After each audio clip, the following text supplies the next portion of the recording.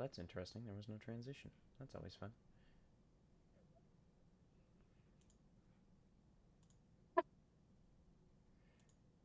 Anywho, welcome, as always, to the Will-O-Wisp Woods. We are more than happy to have you. We are so glad that you all are here. Thank you for following the Will-O-Wisps, and I do apologize that you've gotten lost in the woods once again. However, this week we are returning to the journey of Grandiasha. Our wonderful players are all together once again, ready to play, ready to roll some dice, and ready to go. So, thank you all for joining us. Thank you all for coming along on this wonderful journey. I am, of course, your host, the one that's got a little bit of the tism and a lot of energy tonight, so should be interesting. You get the fireball? And of course, all of our players are here and wonderful and looking great and just ready to roll some dice, except James, who's currently cooking a steak in the background because he's a little chef. Very Dwindle fashion. But nonetheless, it has been a 2-week hiatus due to personal reasons, family reasons, and everything in between. And of course, as I always say for all of our viewers as well as our players, life always comes first. It doesn't matter if it's a stream or if it's a game. Family comes first, life comes first, work comes first, whatever you deem important comes first. And I'm never going to force any of my players to pick and choose between a game and their real life. So, 2 weeks have passed, and we are able to play once again. All of our players are wonderfully ecstatic to join us, and we're ready to roll some dice. So, welcome. We will get right into it as last time we played. Our wonderful players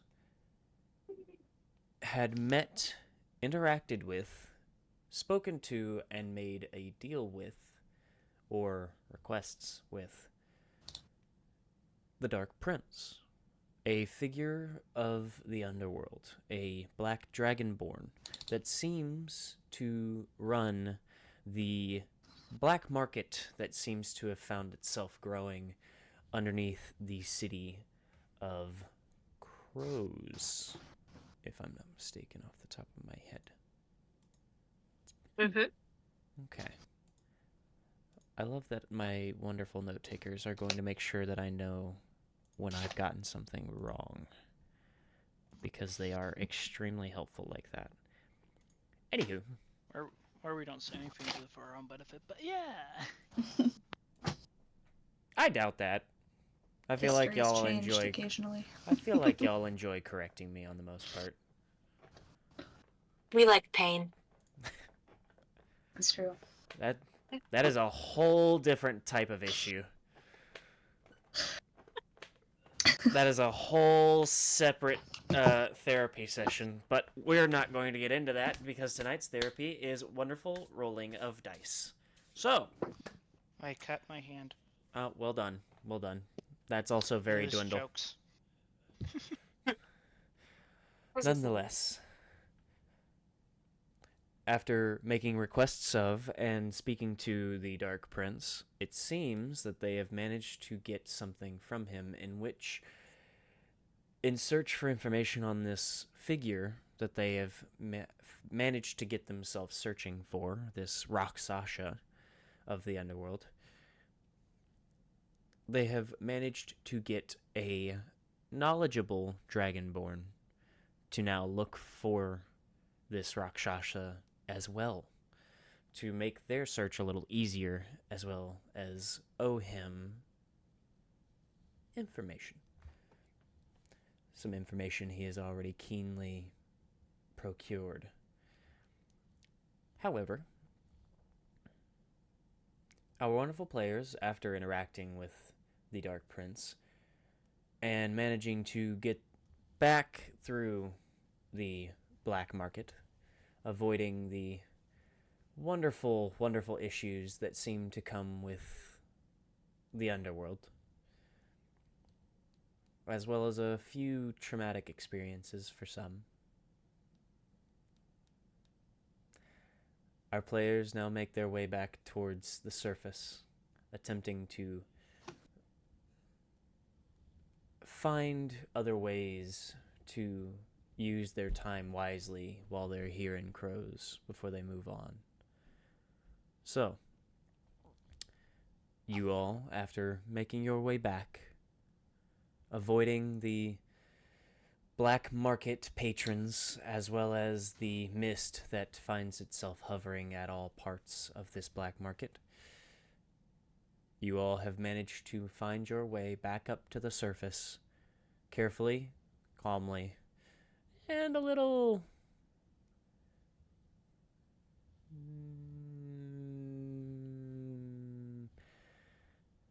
more traumatized than before for some. Just a bit. You all have managed to make your way back up to the surface safely. So, the day is yours. The city of Crows is yours. Have fun. What time of day is it at this point? I was just gonna ask that. I have no idea. Party again. What time? What time? Well, you all have been looking around all day for information.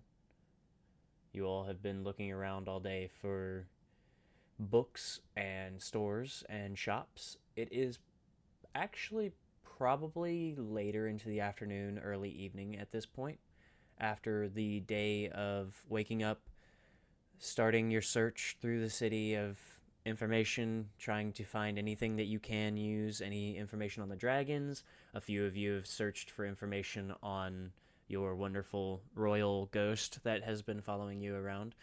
Some of you managed to incidentally make a deal or two. And then Well, wasn't some of that the day before? some of it was the day before. A little I bit. feel like most of Very us. little, though. Most of it was the day after you all had arrived. You all had, the night before, tried to find a little bit of supplies through the general stores and stuff like that, but you mostly tried to get back to the inns and find a place to rest first. Then the day after, you all went directly into searching for information that you could use in your journey. So, you all split the party once again, as you all seem to do, and found yourselves looking for information of all kinds.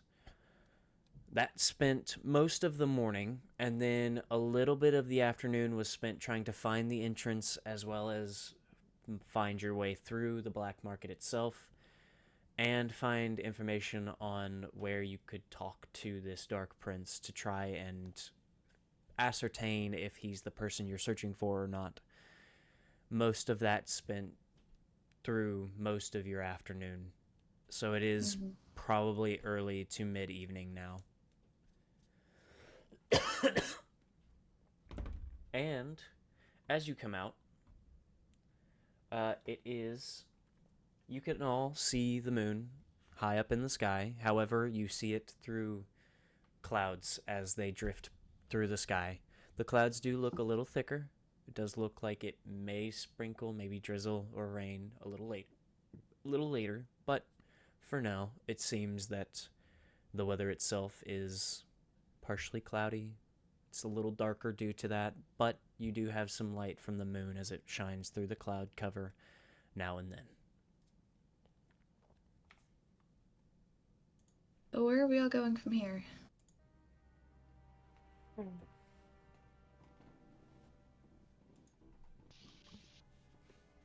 I would like to go do research on demons at the library if possible.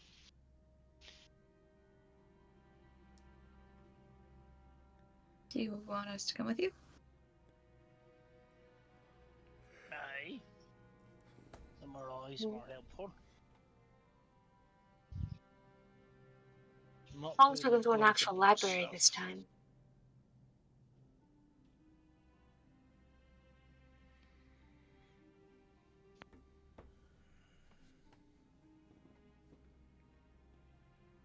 Go to the library, not back to the bookshop.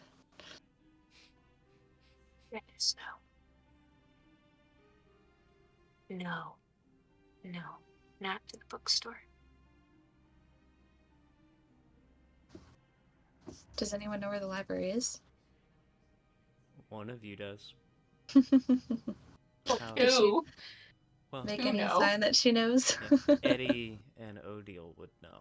However, Odile has been given the silent treatment for a minute now after Dwindle's comment.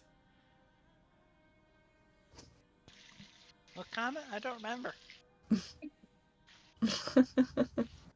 That's also very Dwindle. Yes. Yes.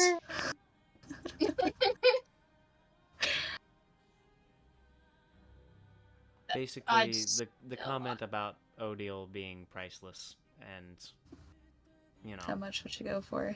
On the black market. Uh-huh. I mean, worse comes to worse.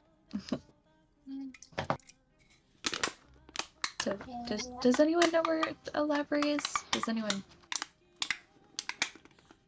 Do either of them speak up about knowing where the library is? Eddie does glance over to Odile.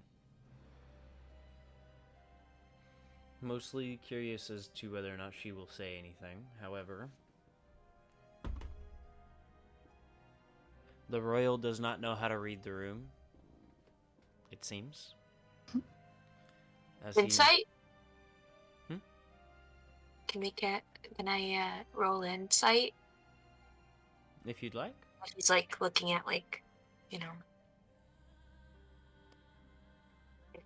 He's pretty obviously looking at Odile, however. Mm. He's usually with her, so it's interesting. Oh.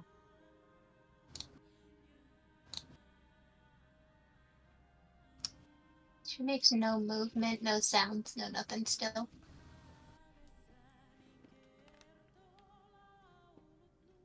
At times like these, I, as a player, am terrified of what that clock can do. As I have no idea what it does yet. Well, I guess we could just start walking and see if we can find something. Find a local who can point us in the direction of a library? Yeah, hopefully someone around here knows.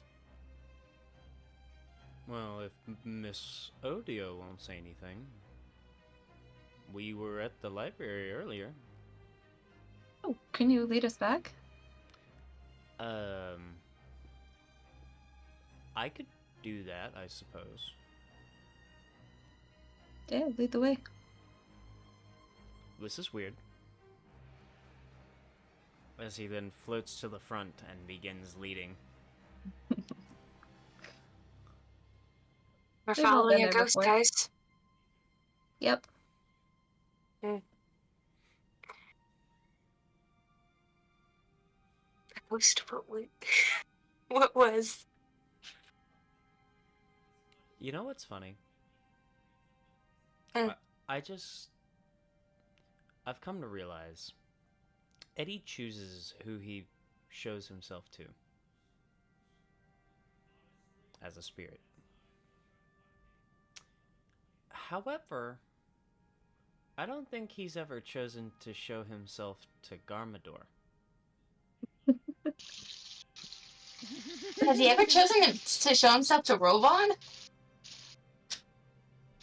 That's a Can good he question. Can Robot even conceive the idea of a ghost? So, Garmador and it seems Rovon both likely think you all are insane. They probably do anyway. Wait, so that conversation about throwing Odile and Nyla into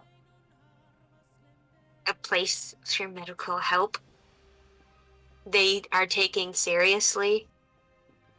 You know what? Rovon's used to it by now. I mean, he is a construct that can't really think, so I mean, Also, where's Groundwater hanging out right now again? I don't remember. Oh, he's in Dwindle's backpack, remember? He put him in Dwindle's backpack so he could keep an eye from behind. And then May crept up from behind and went, hey.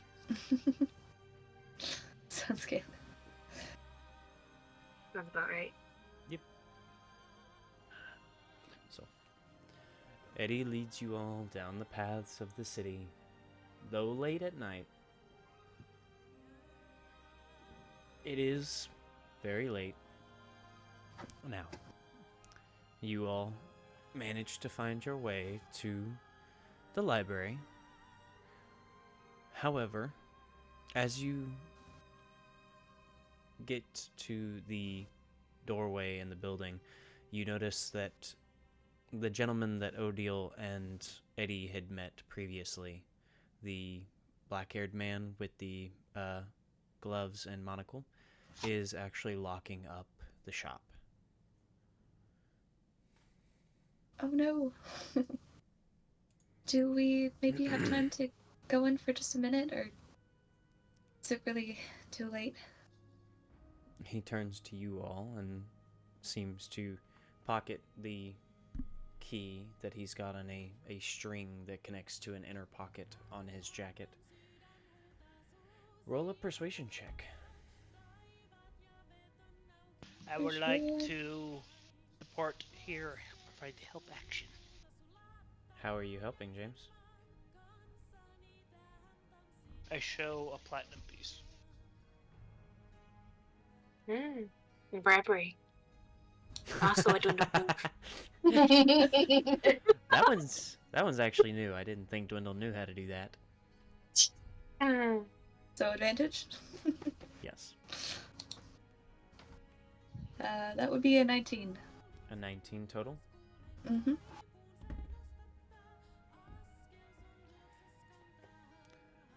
The gentleman looks to you all, looks to the library, then looks back to you all.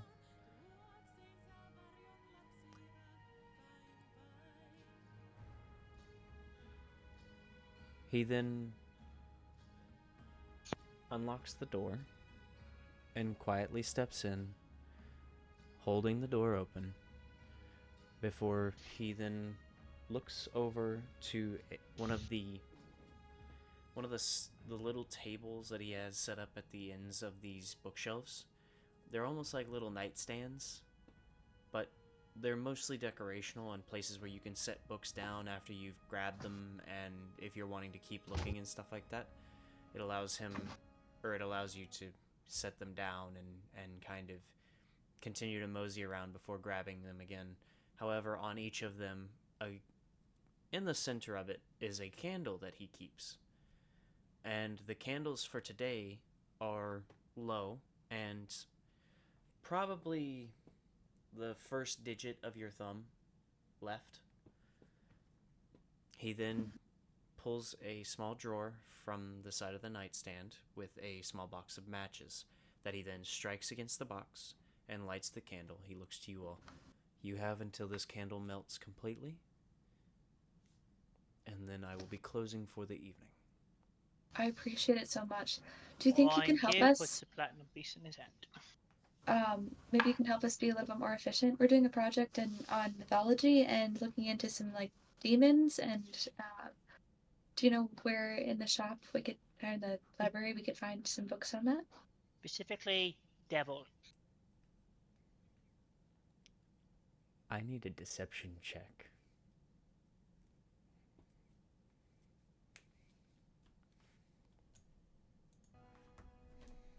$26. 26. 26.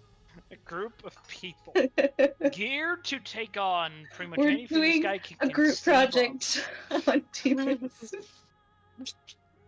We're all armed. Heavily armed. There's a difference. Yep. And one of them has a hooded figure on their shoulder. This is true. Yeah, not One's suspicious covered in at all. spiky armor. Not suspicious at all. He looks over all of you, then looks to Nyla, and just slowly nods.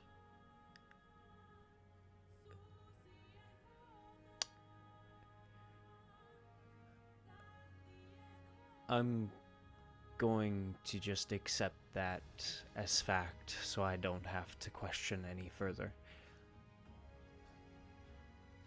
If you all would like, please follow me, as he then turns and begins walking down one of the aisles.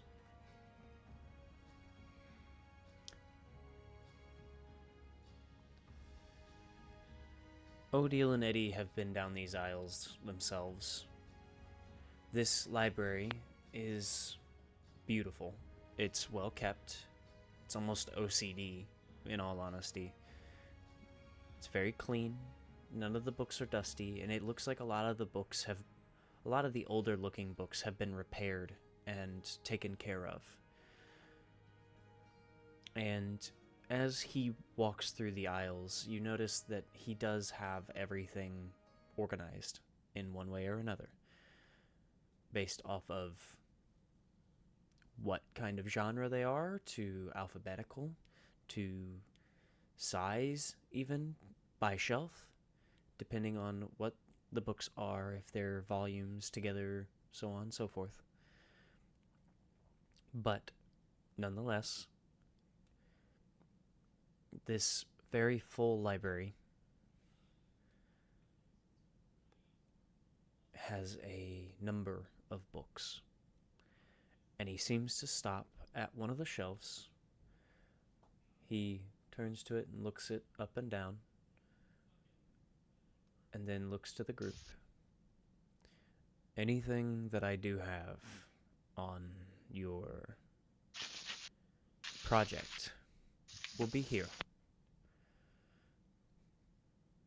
I really appreciate it. Thank you. No problem.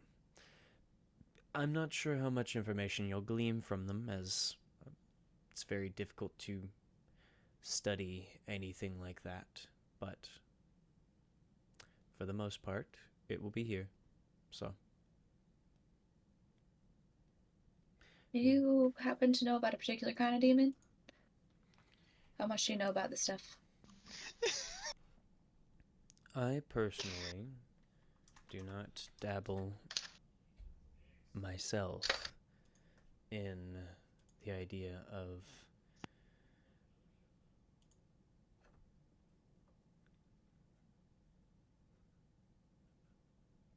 nether dwellers of any kind. A lot of the lower planes are And for research purposes? A lot of the lower planes are chaotic and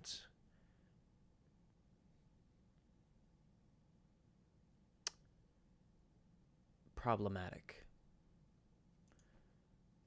The only plane of existence that I know of the lower planes, that isn't pure chaos is the Grey Wastes.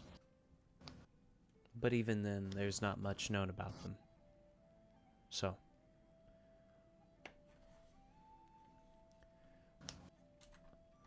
So you can point us to a specific book that has, like, species of demons or something. most of these books are journals or scholarly entries, as most of them are difficult to study. As I said, a lot of those creatures come from places of pure chaos, and honestly, it's very difficult to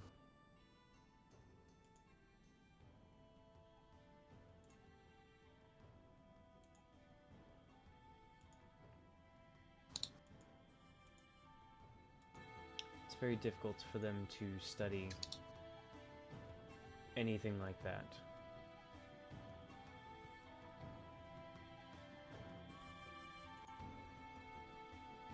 It can be problematic and can put lives at risk if they're not careful.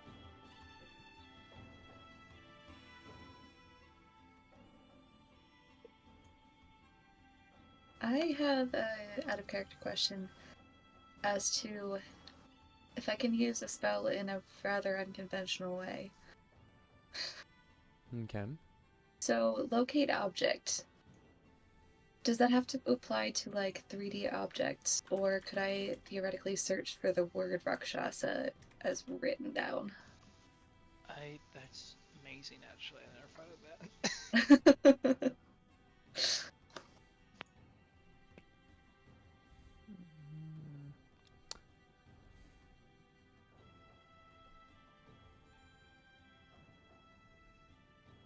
Describe or name an object that is familiar to you. You sense the direction of the object's location as long as that object is within 1,000 feet.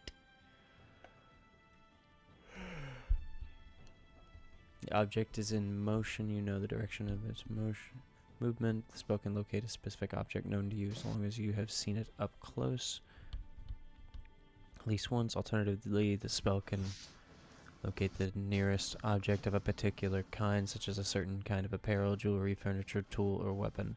The spell can't locate an object if any thickness of lead or even a thin sheet blocks a direct path between you and the object. So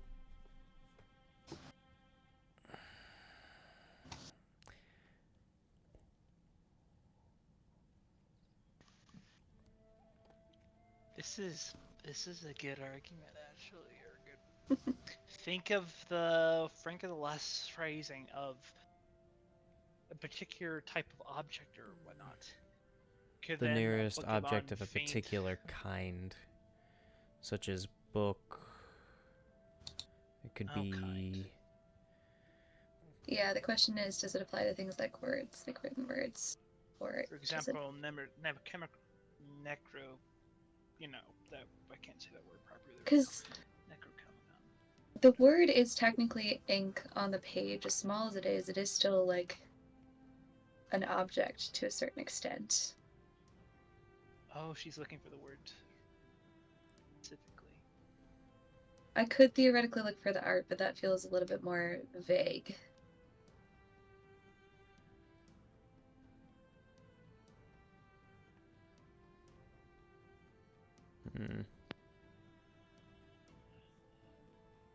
I can see it going either way, but I feel like there's at least somewhat of an argument to be made for it working.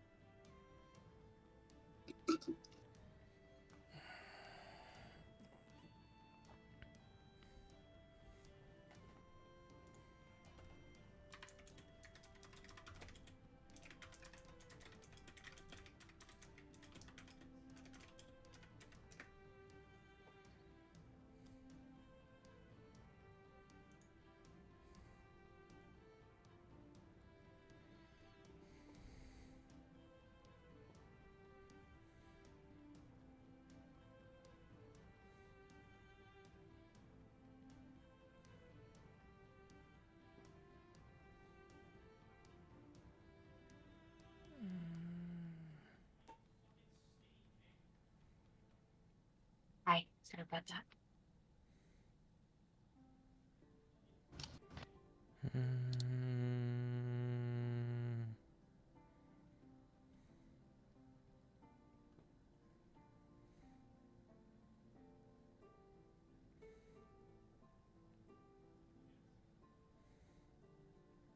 What's going on?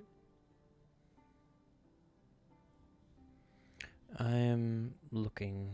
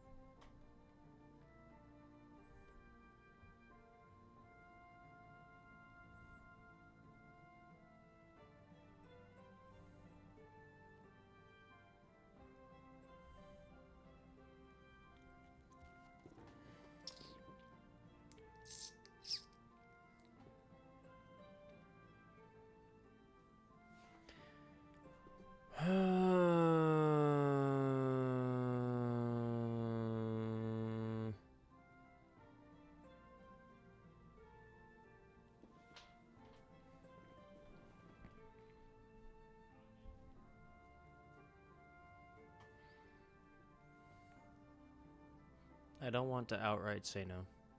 So I'm trying to figure out. It's okay. It's your call. It is not a conventional way of using it. Well, that's the thing, is I enjoy when spells are used unconventionally.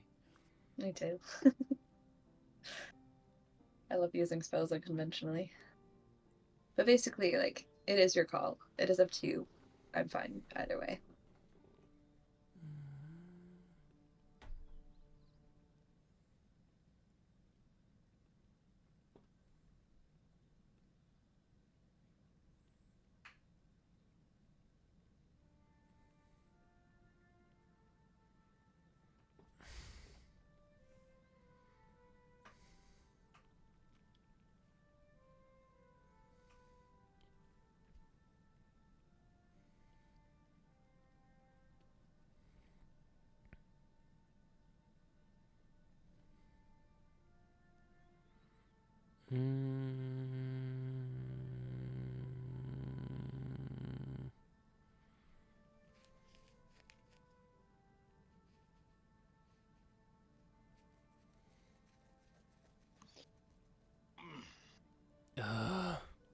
I would think no. As much as I love it, I think no, because if you allow this, what could then be argued or done, since you've done this, is, for example, I want to search for the specific, their gold or whatever, fat or unfamiliar. If it was familiar to her, I would say yes, but that's my input.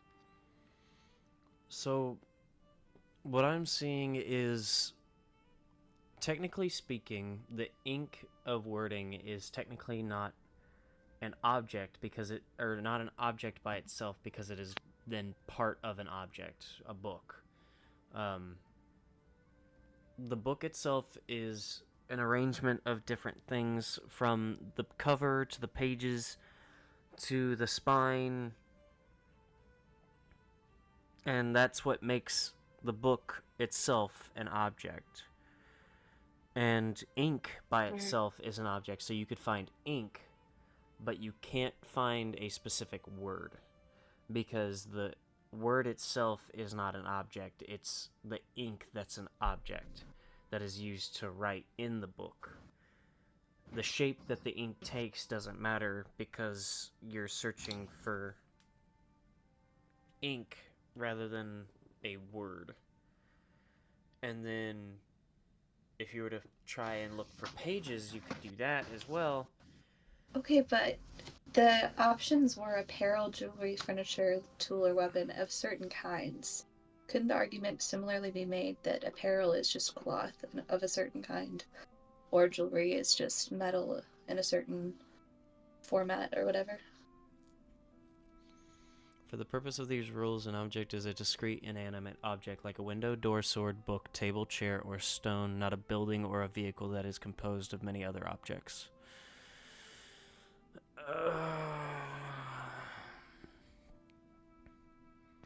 This is a tricky one. I like this. So wouldn't a word be more similar to a window then? No. It's more of... I still so genuinely hard. say that ink by itself is an object, because you can't control the shape of the ink. It's like if you were to take a window and make it a circle versus a square, you'd still be looking for a window, and it would show you the circle or square or rectangle or octagon, but it would still be a window. It doesn't matter what shape the window takes. And ink... That's fair. Question. So if ink is the object and you request the ink off a page, could you get the ink off the page? Well, technically... problem is separating it from everything. Like, we're surrounded by ink right now, so... No. Like I said, technically speaking, you can't find a specific word, because the fact that the ink that's used to write the word is the object. It doesn't matter what shape the ink takes, because the ink itself is the object. The wording is just what we give the object shape of. So it's... Okay. You could technically look for ink, but you couldn't find a specific word, and the whole room would light up like a fucking Christmas tree. But, It is only the nearest Mhm. one. okay, then The never nearest mind. piece of it. Yeah. So you would find the nearest piece of ink, Yeah. but you wouldn't be able to find specific words, just because of the fact that if we're going to go into that much detail over it, wouldn't that then mean that you would have to find a specific letter instead? Because each letter would then be considered its own object.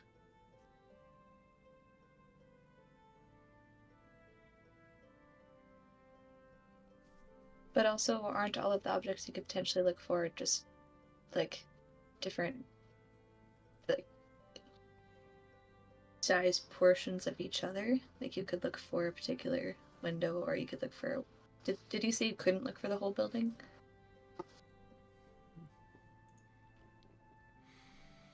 Couldn't you theoretically also look for the closest square window or the closest circular window? Circular.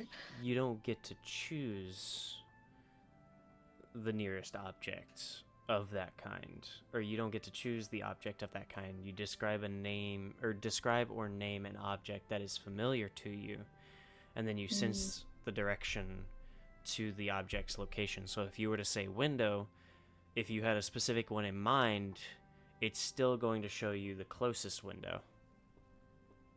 Yeah, but could you still, as something, like a specific object of a specific kind, say, I want to find the closest square window or the closest circular window?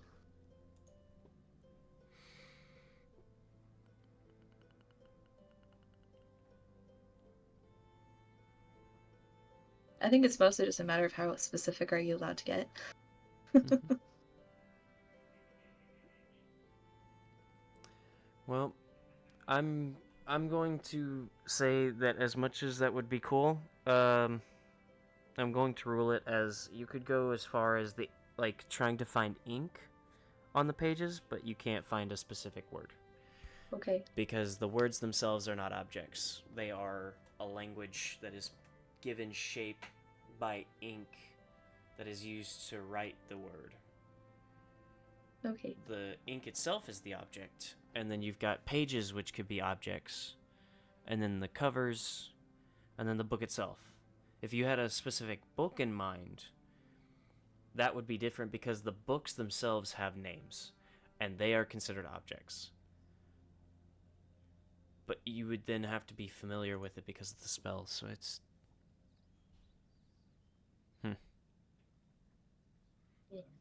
You'd only get one page, like it would rip out if you're trying to do that, right? If it was like Well, it after doesn't you. summon it.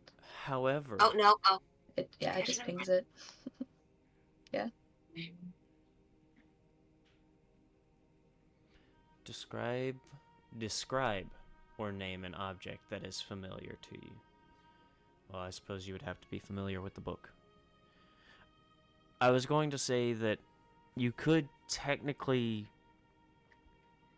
describe, like, books on Rakshasa, but you would still have to be familiar with whichever one you're reading Yeah. or looking for, because the spell itself it specifically states that you have to be familiar with the object, which is fair because it's a level 1, it's a second level divination spell. But yes, I would say due to the fact that it says describe, you could technically, like, if you knew a book name that you were looking for that had information on what you were searching for, you could technically describe or name that book, but you would have to be familiar with it, which is... Yeah. I think that's the part that makes that spell really difficult, is the part where it's like you have to be familiar with it. Mm-hmm.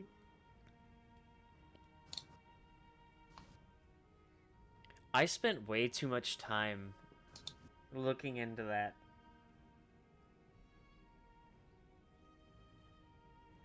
But It it's could work. You could use it like you can use it like as a Google search engine. Be like, It's I'm looking for this Control F. word and this word and this word and this word.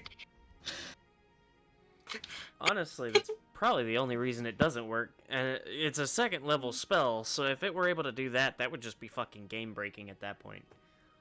That's why I said it. Good idea not to, at least. But hey, at least we know.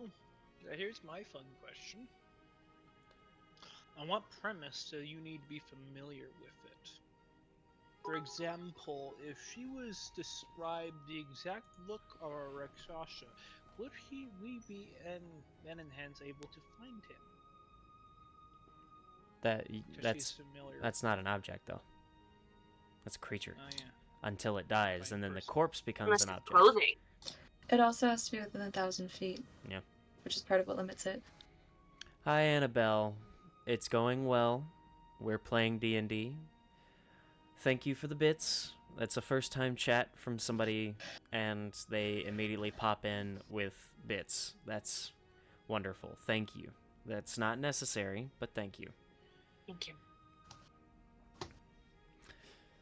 Yeah, Google is very split on this question. Should I say Reddit is very split on this question? Apparently. Welcome to the Will-O-Wisp Woods, where we spend half an hour trying to figure out if words can be an object.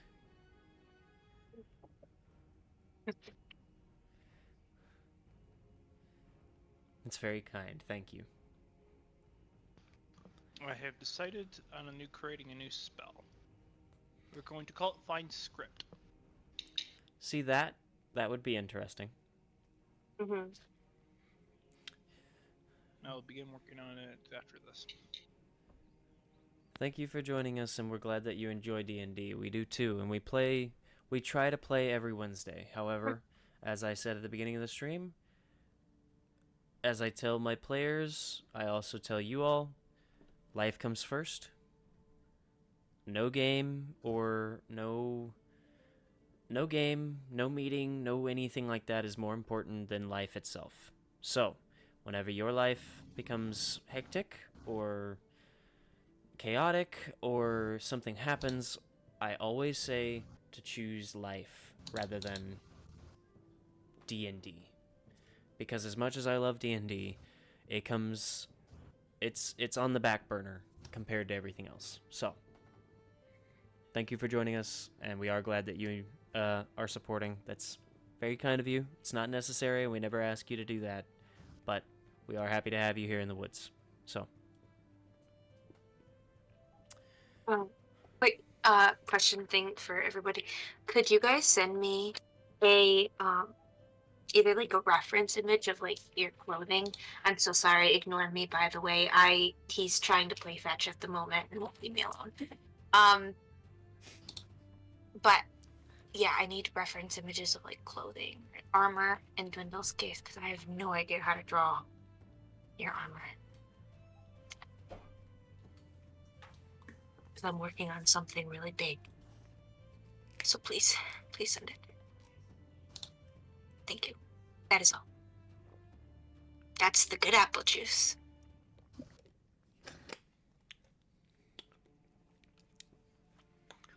Oh, You only drink Dr. Pepper.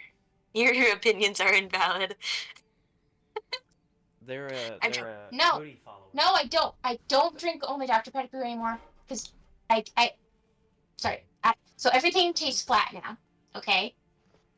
Because I started new meds, so everything tastes flat now. So I haven't been able to drink soda for almost a month now. Oh, Really? But Sorry, no, I'm in a Mott's soup is right now. not the best apple juice. No, the best apple juice is juicy juice. Only the white grape. No. I die Only by the that. white grape. Juicy juice is the best apple juice. Die Your by mom that. even I know that. have no idea what that is. Anywho. You don't know what juicy juice is? Oh, yes. No, I have no idea. I grew up on Mott's, so, and I didn't have apple juice a The lot. right juice. I'll make sure to bring you some. Well, nonetheless, in my opinion, fruit is the best juice. Capri Suns are good. You're right. They are. But nonetheless, Yeah. as cool as it would be for a locate object to be able to find specific words, I am going to have to say that as close to specific as you can get is ink on the page. So.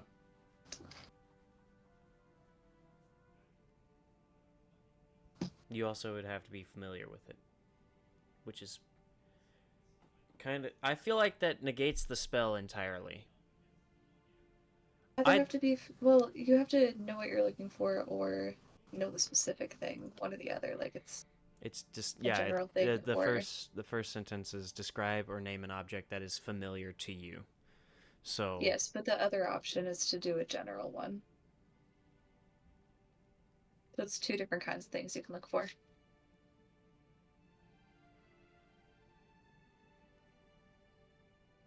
yeah, the spell can locate the nearest object of a particular kind. It can find genres. That's why I originally had the idea, but yeah. Yeah, but how specific can you Well, like, get? for example, like a subject is the main idea. How do you want that? But it had to be a I feel like I'm getting- broad subject. Slut. I'm getting the too nearest philosophical object about of this. a particular kind, such as a certain kind of apparel, jewelry, furniture, tool, or weapon. So you could say a certain kind of apparel, such as a dress, a tux, a suit. Jewelry would be a ring, earrings, gold ring, silver necklace, stuff like that. Furniture would be a love seat, couch, dining table chair, office chair, front porch chair. But how specific can you get? You say I'm looking for a red infinity necklace. Well, it's gonna show you the Or is it just nearest gonna one of that particular kind. So if you find a red infinity necklace within 1,000 feet, you're going to get the nearest one, whether you're yes. familiar with it or not. But at the same time, that's a larger object and a specific one, whether it's made out of smaller pieces or not. Because, like I said, the only reason I say no is the fact that ink is the object. Words are not objects, they are shapes given to whatever you're writing with. It's like... But if you can locate a particular shape of a particular material, such as an infinity necklace, rather than just an actual necklace, wouldn't you be able to do the same thing? It's I'm because looking the for a band of fact gold. that a band of gold would be a ring of gold. Yeah, that would be a kind of object. It would be a ring that just happens to be made of gold rather than silver or copper. Whereas words, as I said, it's not the word itself that's an object, it's the ink, because you can take ink, make words, or make actual shapes. You could make art. The words themselves are not objects. And I will safely say that I'm not going to consider words objects.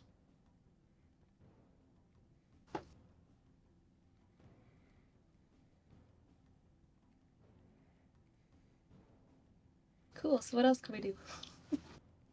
Anyone else got ideas? We grab the books that are right in front of us and we get going.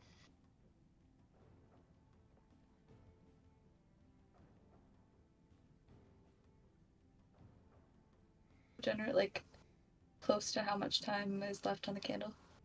How long do we have? This best part out of this. No time is spent. Yeah, no time has been spent. That was completely out of character. So glad that's the case. Literally, the last half hour has been nothing but out of character. The discussion. Discussion. The debate. So, no time has passed in game, so you all still have the full candle or what's left of the candle. Yeah, To but like find. seeing the candle when we walked in, do we know about how much time we have to look? I wonder if we can convince Kiv to go over and find a way to extend the candle length. As much as I'd love to, I also don't want to cheat out this poor guy that is being very kind and letting us be in. I have played 3 weeks of his salary in a single moment. Fair. Okay. I would say you all have about an hour's time. Oh, that's much more than I was imagining. Go, go, go, go, go. Candles still burn very slowly. It's just that's all he has left of this one. That's probably why you can assume that's probably why he allowed you all this short time, because looking through books, reading entire books, so on and so forth, that's not an option. He assumes that you all have something very specific in mind that you're looking for, or a book in mind that you're looking for, and he's giving you the time to find it, basically.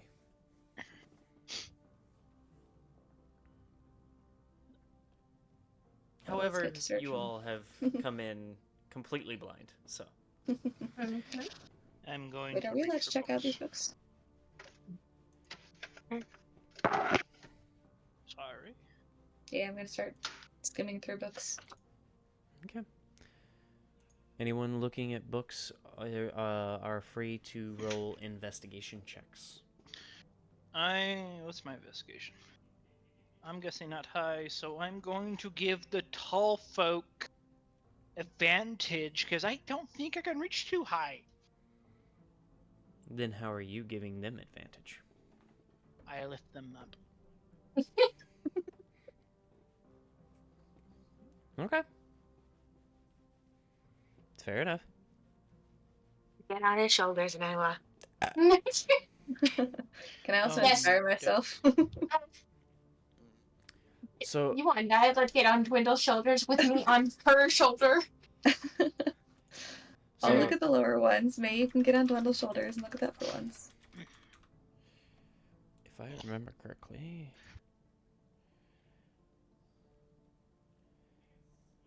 yes.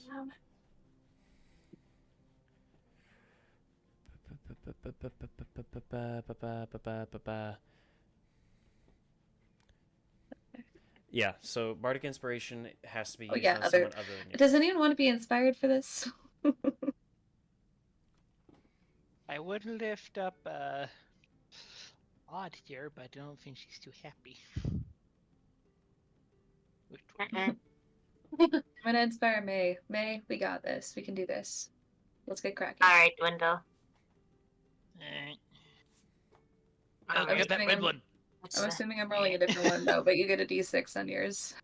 A d6. Okay. Uh-huh. So. Plus advantage. Oh, gosh. Okay. So I got A lot's riding on you. 121. And then I got a nat 1. So I got a 21.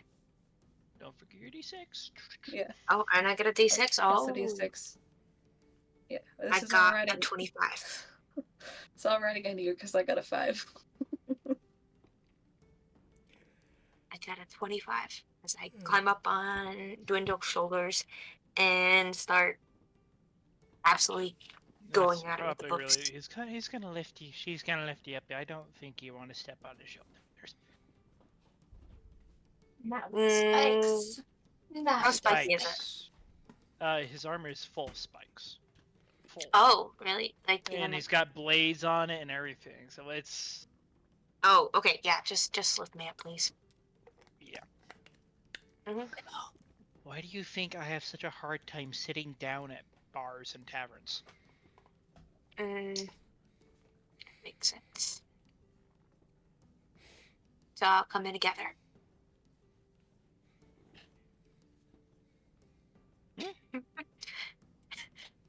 Anyways, 25. Better than 24.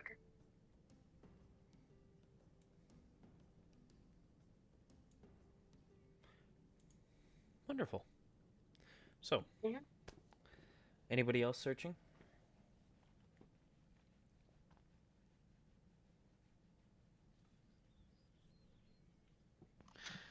Dwindle looks over and sees Odd reading How to Cook Dwarfs.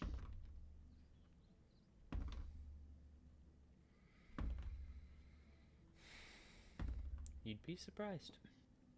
They don't taste good, by the way. We tried it on the Greys. It didn't work out too well. Roasted dwarf on a skillet. The Cannibal's Guide to Butchering.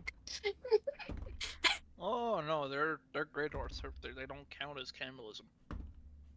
Oh yeah, no, different races. Not cannibalism.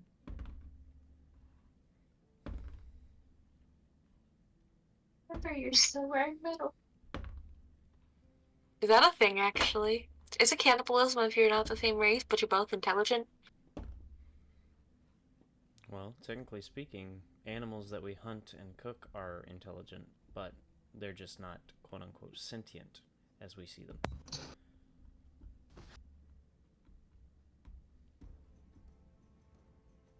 No, they're This sentient. changes things. They're not sentient, intelligent beings.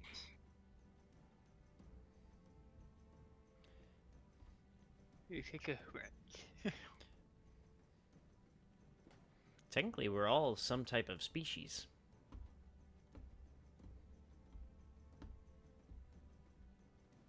It's just how it is. It's the It's rules. the of science. circle of life. Right. Survival of the fittest. We are the fittest. Survival of the fuck you. Exactly. The fittest tastes the best. So, nobody else is searching? I rolled a 5. I'm Oh, you rolled a helping, 5. So. Okay. Yeah. I'm helping, so. I help by giving her inspiration. Well, let's see. So, due to the total, Nyla, it's very difficult to shift through all of these books that you have in front of you, as the shelf itself it's probably about 6 feet wide, and there's about 5 shelves going up on the inside of this large shelf, but it's got a good hefty collection of books, tomes, journals, and in all honesty, as organized as it is, it's very difficult to find anything specific among all of this because of the fact that it is all of everything on the topic. Anything demonic, devilish, fiendish in general, anything at all that can be found on the topic is here. And a lot of it seems to be missing information. As the librarian had explained, a lot of times it is difficult to study chaos itself. So, it's a little more difficult for Nyla to get a hold of the books that she's looking for, considering she has very little time to look, and a whole lot of books to look through. And it starts to get a little overwhelming, as Nyla is one of those people that seems to be very task-oriented in the sense of she would like to get this done as quickly as possible, the most efficient way possible. However, when you're faced with a mountain of books in front of you, all with information regarding the same general idea, and are just hoping to grab the correct one, it becomes a little more difficult. Mm-hmm. May, on the other hand, just grabbing and pulling and opening, flipping through the pages. This one doesn't look helpful, puts it back, grabs the next one. This one doesn't look helpful, puts it back.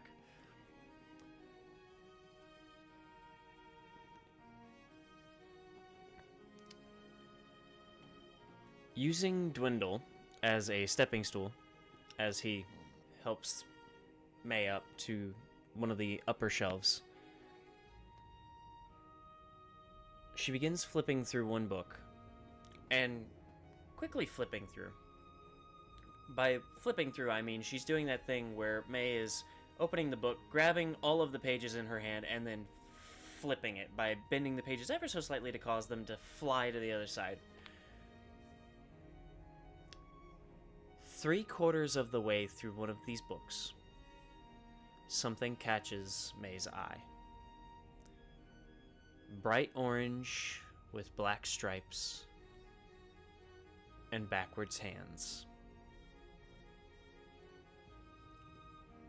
A sketch of the creature that immediately catches anyone that's looking attention. Well, I'm down here, so. Guys, Yeah. You find it? he's gonna like close it. Yep, Good. she's gonna close it, like using her finger to like mark the page. Still carrying her, just Oh. walks her over the table. Yeah, you can set me down, Dwindle. Eh, Thank you, Dwindle. And she's gonna like flip it open onto the table and set it down. And like pointing at the. I think that's it, right? eh. That's an ugly one. Yeah. You all look in the book, and you see a well-drawn sketch. And it's well drawn, and it is painted in. However, it is also, it almost looks slightly rushed to a point. But you can see that the artist has tried to do almost like a anatomical sketch of what this creature is. Only being able to see the head, the arms, the backwards hands. It looks to be almost like a rendering of a humanoid sketch, but Rakshasa parts put onto it to try and give an idea of what it looks like. And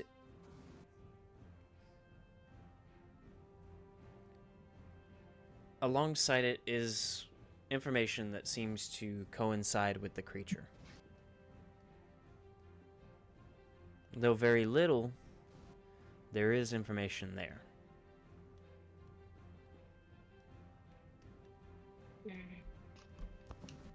Does it say anything about its fighting tactics or weaknesses? Is there anything there as you read through the pages?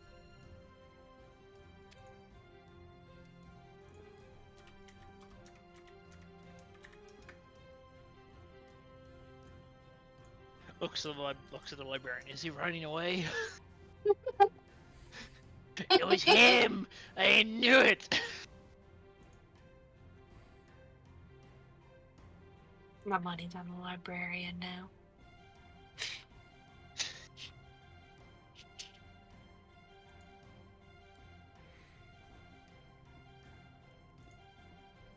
It's pretty So- ugly, isn't it? Funny enough, no. You know? It actually looks like a very gorgeous tiger. Like a wild tiger. Ah, However, so that's its hands are backwards, clawed, and large. okay.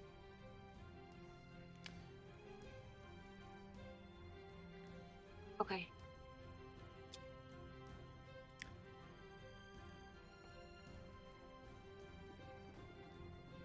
It talks of how Rakshasa have an appetite for humanoid flesh They enjoy scheming, and making deals is the easiest way to do that. Making deals seem easy at first, only to have it be difficult in the long run. And those that do not repay the debt of said favors and deals usually end up paying a price far greater than what they originally had thought.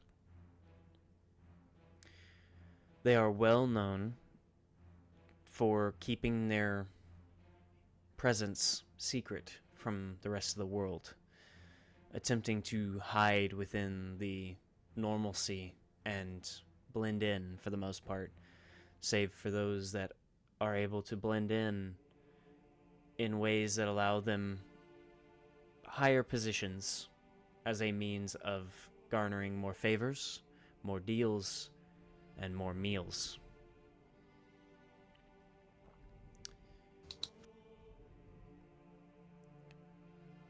It does say, however, that when this creature seems to be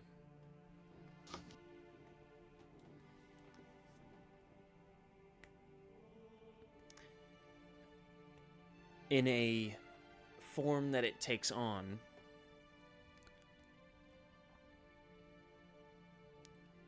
it is able to change this form freely. It is able to change how it looks, how it sounds, how it appears, how it overall just exists to the eyes of those looking upon it.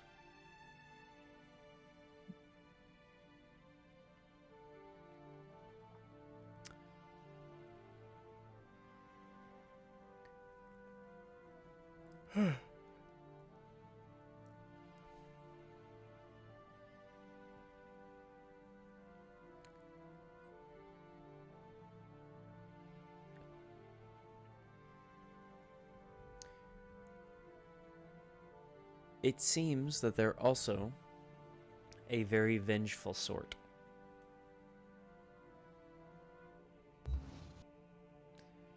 They don't seem to take well to being lied to. They don't take well to being tricked. They don't take well to being ignored or treated as a side show. They don't enjoy the limelight, but they don't enjoy being ignored or treated as if they don't exist.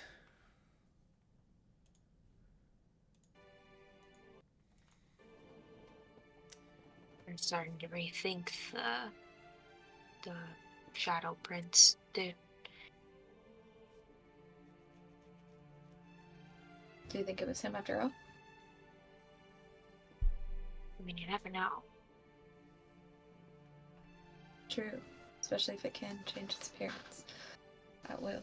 But how would we know then? I feel if it was him, he would never have been able to leave. He would not have left us, and we would all be dead. Goals or whatnot, you know. I suppose.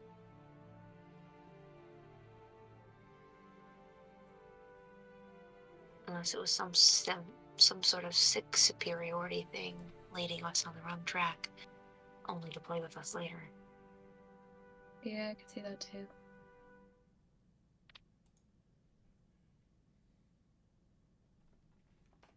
So how will we know it when we find it if it might look like anything? I don't know, it feels like a fool's errand. What if the original person that I made a deal with is actually the Rakshasa, and it just wanted to lead us on a wild goose chase for fun? I mean, we could always just kill that guy. I mean, It's he true, never said though. not to harm him. Does seem like it might simplify And he things. is a... It may not be harder than the original, or than the task of killing the Rakshasa. Yes. And hey, later we find the Rakshasa, let him know that this guy was out for him, keep the head, bam, friend. I love it. That was a joke. But I mean, if we really need a way out, Would it be worse to kill the Kill original something guy than anyways. Rakshasa? That is the question.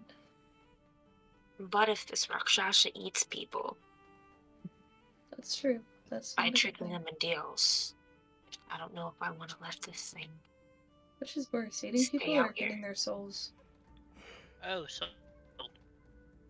Do Maybe they- kill both of them. That's fair. Does it mention anything on what happens after killing them? Does he still get their souls? Nope. Nope. Okay. I guess he just likes the physical aspect. He just gets the munchies sometimes. Yep. I just got cat rubbed all over my face. Know something. You know, sometimes it sucks having a fellow DM as a player. Other times it's very fun because I can just... He knows that I'm looking into his soul when I stare at the camera because he asks a question that he knows the answer to. Yeah. I'm just glad about it because my player doesn't, my character doesn't know about it. I'm pretty good at that, but at the same time, like. One of these days you'll have knowledge that you can actually use. It's okay. Neither does my character. But unfortunately, I know. Any weaknesses on them, or? Actually, it did mention a few weaknesses. It did What mention exactly a are few considered things. weaknesses?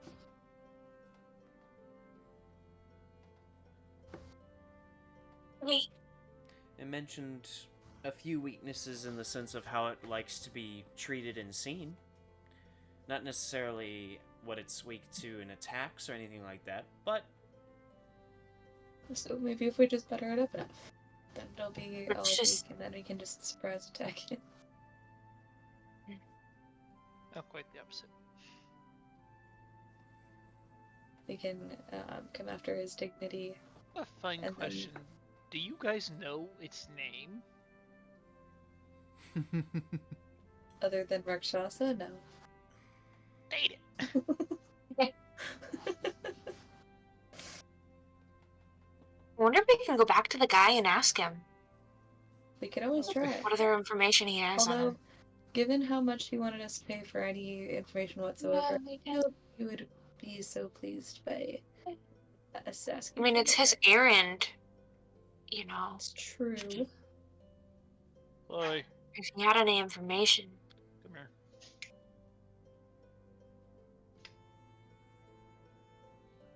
Let's not take Dwindle with us, though. Yeah, maybe not. Mm. He might just swing at this person anyway.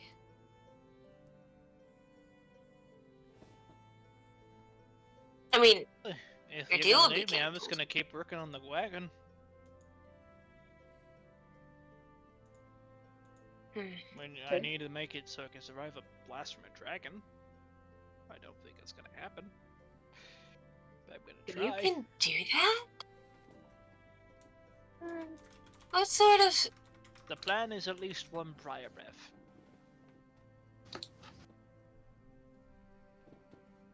If this was possible, like, why... Why did people think that sooner?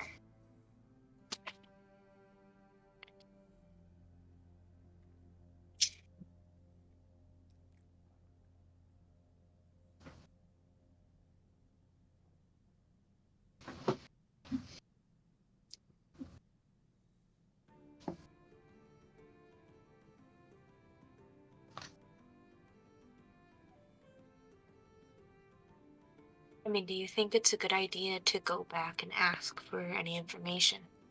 I mean, we could try, but Maybe- honestly, we might not even be able to find him again. I get the feeling that that shop is probably only there some of the time. Perhaps just disappear? I don't think that's mean- how that works. May have a fair magic about them, I think. Yeah, Not and magic. it was I get the feeling it wasn't just a normal shop. No. He didn't even Wait. give us a way to contact him, did he? No. So maybe if we just like ask, hey, dude, we're looking for some more information on this Rakshasa person. Maybe he'll How just show up. close is the librarian to all this? That is a good question. Just openly talking about a Rakshasa. Just openly like it's in the city. So it's just... Surprise! Yeah, there's a demon running the demon. Hi, bye. Don't worry about it. You could eat the small one. She's expensive. She's priceless.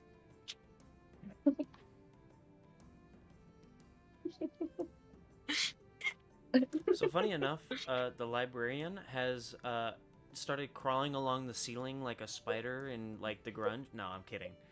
Kill it! He's been sitting at the main desk reading his own The book for the librarian, last the Rakshasa. Froze for him. for the last probably 15 or 20 minutes that you all have been searching. He's been sitting at the main desk, just kind of sitting there reading his own book, as he has nothing else to do, and he had expected to be home by now, by the look of it. He's almost dozing off, in all honesty.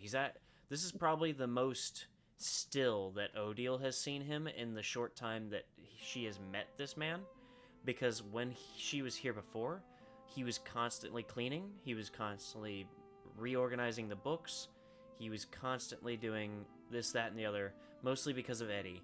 But, beside the point, he was up and moving around constantly, and this is the first time since Odile has met this man that he has sat down longer than 2 minutes. And he's actually about to doze off, in all honesty. Looks odd. You're the smartest one out of all of us here, period, and probably even the city. What do you think we should do? Should we keep reading or keep searching? Not wrong. Not wrong. Silence.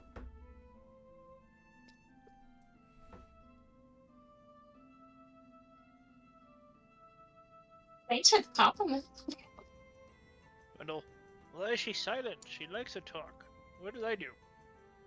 Did any of you do something? Come on, Odd, we need information here, please. This might be a discussion for a later point, Wendell. There's a reason. What do you mean later Yeah. discussion? We are We have- hunting a demon, a fiend, and her opinion or input was probably better than all of ours combined. It's true, but also we have a very limited amount of time left tonight in this library, so we might want to use it. Alright, let's go get in the book. Isn't that easy to turn off in the library? Adorable.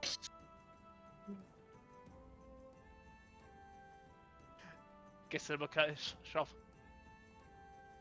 Son of a dwarf. Nyla is gonna look up at Odd and just go, he is right though, you know. I know I don't know why that shook you so much, but I think I can imagine a little bit. But he's right that you're smart, and we could use your help if you are able.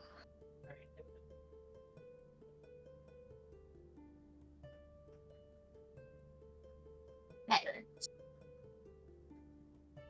Fair enough. Hammer. You're gonna hammer on now? You're gonna hammer her off of Nyla? Do it, I dare you. I dare you, and I'll make you into a rotisserie chicken right now. It was a joke, but bro, hammer. Wait, what? Oh, the machine's broken. Hit it, hammer. Smash it with a hammer.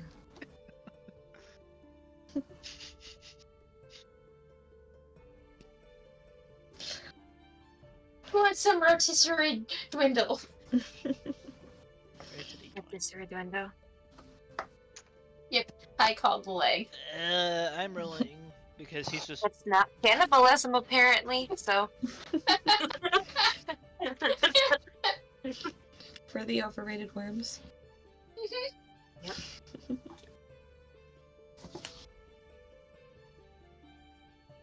I just We are rolled. worms. Looking at Dwindle's level. He's just gonna investigation. That's a dirty 20. Do I see anything at Dwindle's eye level for book? What are you looking for? Looks on fiends, devils. Are you also looking in the section, or are you looking I went in back other to the sections? section. I went to the section that Peace directed us to. Okay. And you got a what investigation? 20. 20? Neat.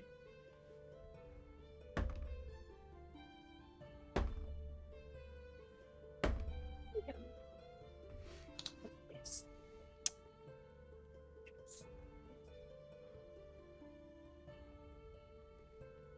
Really quick. So, where's Odile and Nyla? I thought we were still by the books. Mm-hmm. Okay. I'm gonna keep flipping through that one journal with the Raksasha. Okay. You find a number of rough sketches of different fiends, mostly mephits and other smaller fiends of different types, different creatures that can be studied from a distance.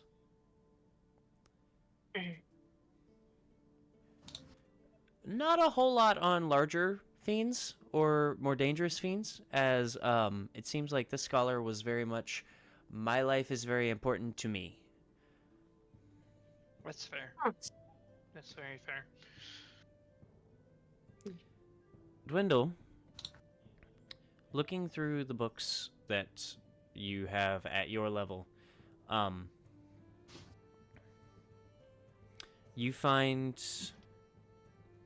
that, are you just like randomly grabbing, or He's just looking for battle. battle? But battle and weakness. He's not really too interested in like where Longware's like, oh, the fur of it. And then I put the bells on. That's pretty cool. Yeah.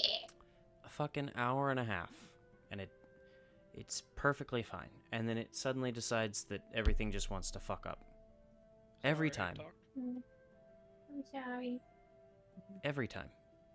Which is fucking Hey. stupid, considering the other day I literally streamed all of Saturday with Hootie playing Elden Ring and had no fucking issue. It's so fucking stupid. I don't understand it. I'm sorry. There's nothing for you to be sorry about. It's not you. It's the fucking... OBS. It's not even OBS. It was the fucking dongle decided it wanted to just cut out. It's so fucking stupid. Yeah. Yeah, I wish this was a skull. I would like to get some skulls.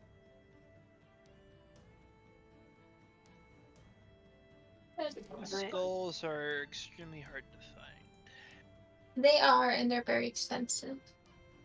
I've tried. I'm like, I'm sorry. I just want an authentic human skull. And the more I speak aloud, the weirder and weirder it makes it sound. So I'm like, You want an authentic human skull?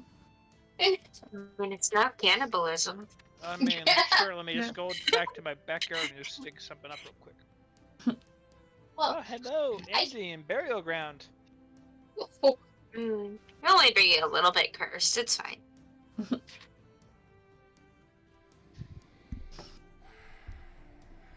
could steal a cadaver. pretty sure they got the 2 extras. Yeah. Mhm. Once they're done with them.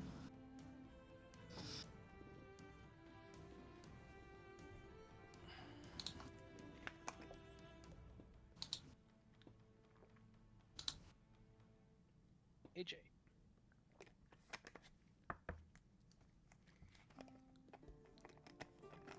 Anywho. Dwindle, you find a book on battle. However, it is not the book on battle that you are searching for.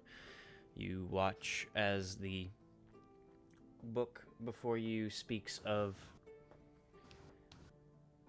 a strange, ongoing war that catches your eye, in all honesty, as a person who studies and practices battle tactics of different kinds. As it seems to tell of the lower planes seemingly being at war with each other, and then the Nine Hells themselves being at war with each other in a more political way. It seems that each of these realms are trying to overpower the other to gain power to their own realm. And the Nine Hells, where most of these fiends are known to have come from, seems to be at war with itself, battling over power and struggling to create a strange, overarching, greater power that seems to just control all. However, none of the Nine Hells have been successful, and none of the lower planes have been successful at overpowering the others.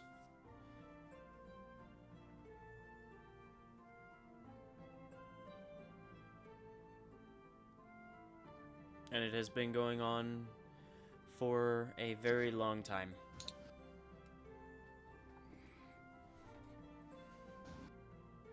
Cool. Next book.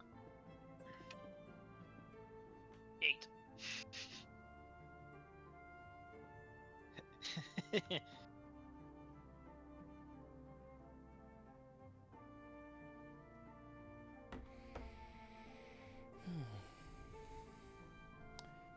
But you continue searching, and most of these books, these tomes, and these journals are mostly speculations, personal renderings of different creatures, descriptions of these creatures, a little bit of information on behavior patterns that have been viewed from a distance for not very long at all.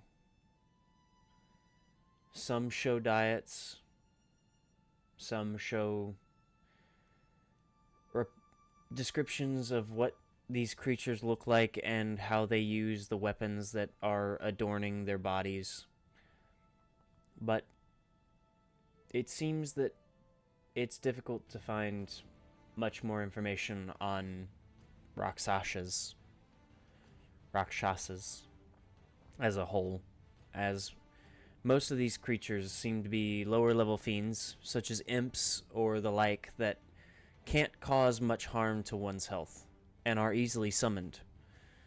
Most of these creatures that are depicted in these books that you all are searching are creatures and fiends that are easier to summon and control in a space that is easier to overpower them in. Most of these fiends that are brought up in these books are smaller game, save for the select few that are observed from a distance, such as the passing Bone Devil or the passing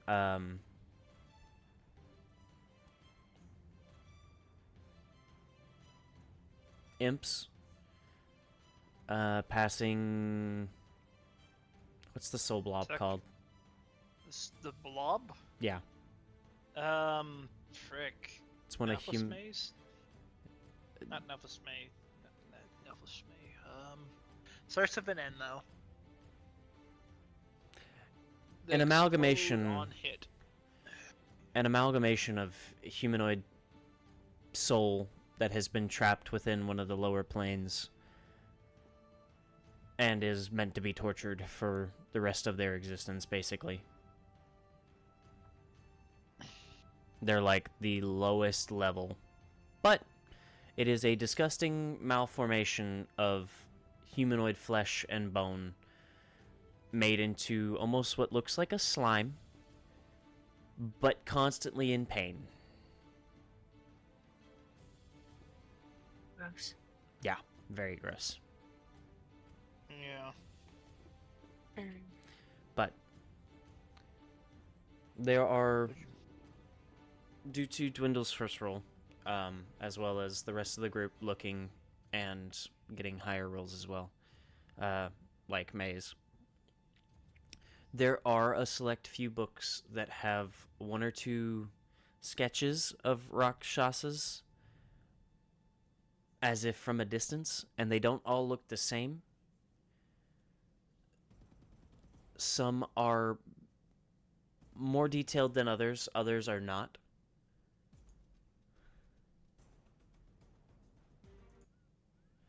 But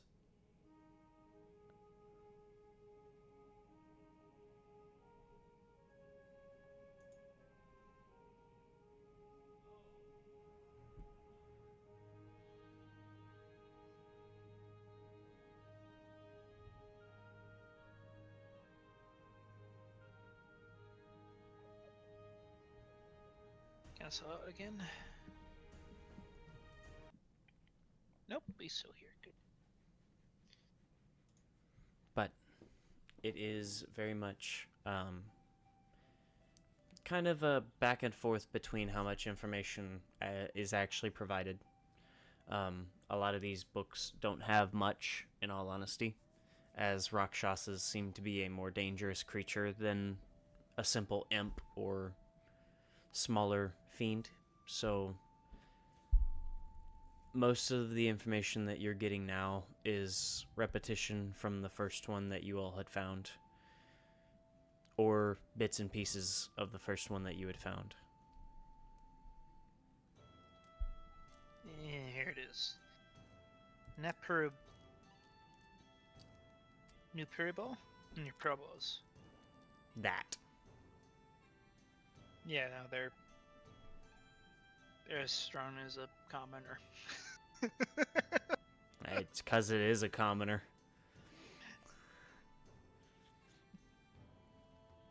I made a bad joke. Mm.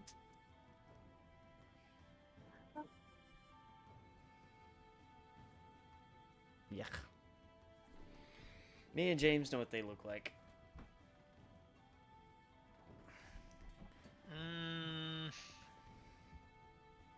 Best way for a picture of them is think of the fattest man on Earth, bald, but larger. And with no legs. Well, they have legs. This is the worst part. You can't normally see the legs because of the fat. Ew. Boba Fett.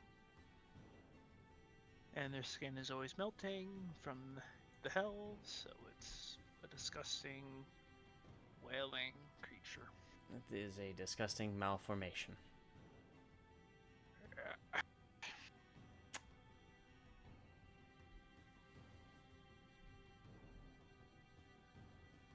Gross. Mm-hmm. But nonetheless, what would you all like to do now?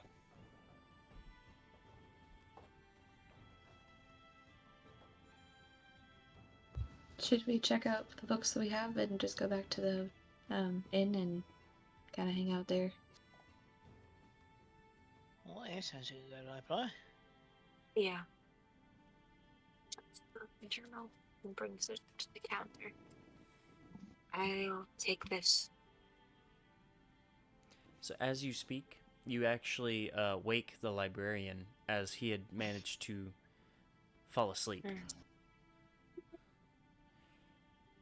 And as you set the books down and speak, you watch as he kind of jolts for a moment, and he looks around as if he's kind of confused as to where he is right now. And then he looks to you and he goes, "Oh, yes, yes,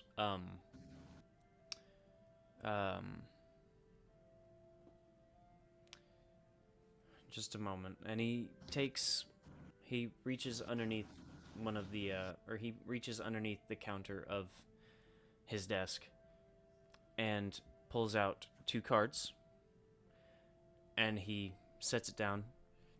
He then takes out a stamp, and you notice that on the side there are 3 dials. He begins twisting one of them about 4 or 5 times, and then he stamps it onto the 2 cards, and he gives you one. And you notice that the date is actually on this card.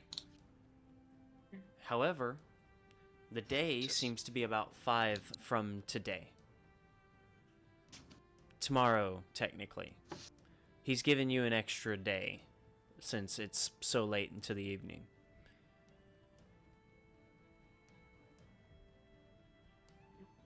Thank you so much. How much of the candles left? Mhm. After searching a little extra, as well as the initial search, probably about half a nail.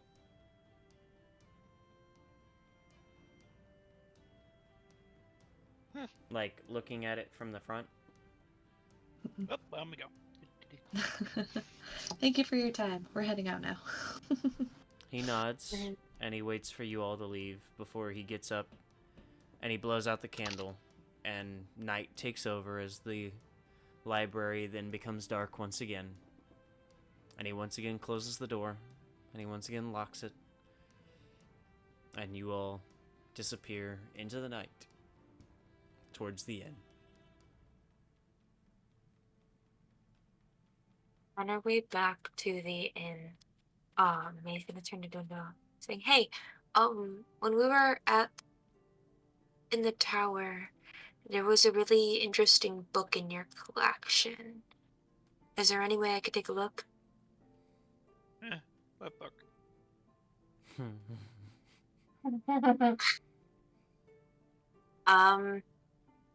Nyla, what did the book look like again?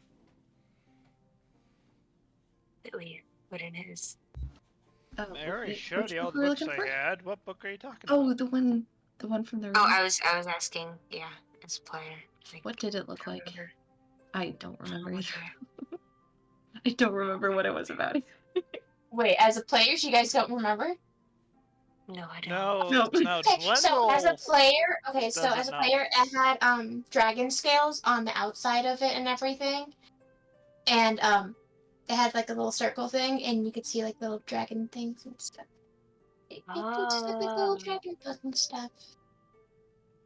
Yeah, Well, it and it had I have the name of it too. But you guys, if your players don't, if the characters don't remember the name of yes. it, that won't help. Yeah, I wouldn't remember the name of it. Dwindle doesn't It know. had scales on it. I remember most everything in my book. I don't get anything like that in here. See? Like nothing. It holds up, Again, I'm pretty- holds the books when he thinks about it. This image. You didn't do what I think you guys did, right? No, you just have a very interesting book you got from the castle so long ago. And May's gonna reach out to take it. Holds the book back. Huh?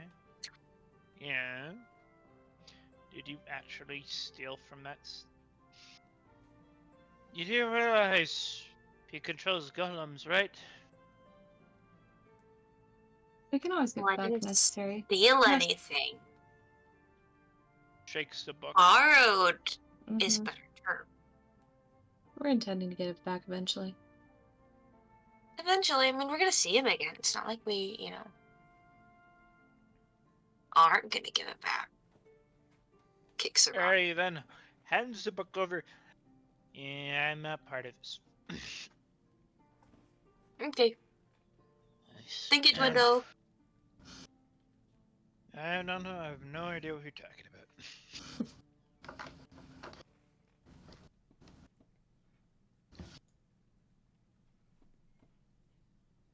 Cries and spits fur. Why must I be with these people? It's us or a pack of squirrels, buddy. I choose option C. Actually, I choose option G. Goats. You look like one. Oh, thanks for the compliment. You fit right in.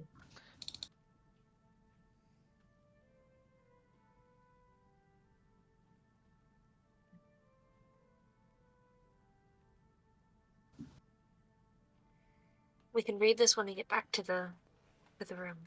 Yeah, we should do that, and then we can also read the other ones just in case we missed anything. Mm-hmm. And get some rest. It's been a very long day. Yes, Like I have.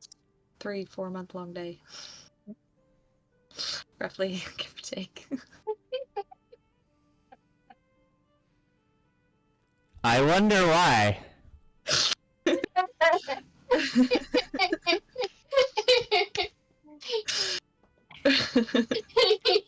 Nonetheless, you all make your way back to the inn, carefully getting through the night, as no one else seems to be out and about at this time, save for the occasional beggar. But you all slowly make your way back, as you feel raindrops beginning to fall. And you now hear the soothing sound of rain against the wooden roof up above your room as you all go back to your own rooms for the evening. Alright, we got those like stupid expensive ones, right? Mm-hmm. Dope. Do I turn into a oak again? No, not a oak, a minotaur. I'm sorry, the minotaur. The Minotaur. The Minotaur tells us. You end up the Minotaur. No, you don't. However, I do want Dwindle to roll a wisdom save.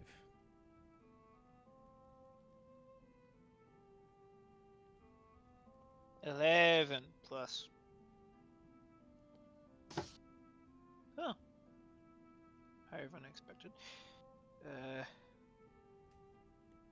12. Huh, higher than expected. It's a +1. I was looking at my proficiency bonus. I'm like, oh, neat. Right, it's +3. That's not good. Well, 12 total.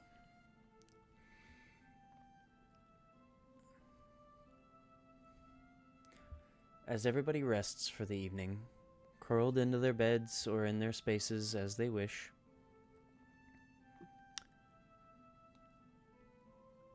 each of the group is able to, after some time, fall asleep, save for one.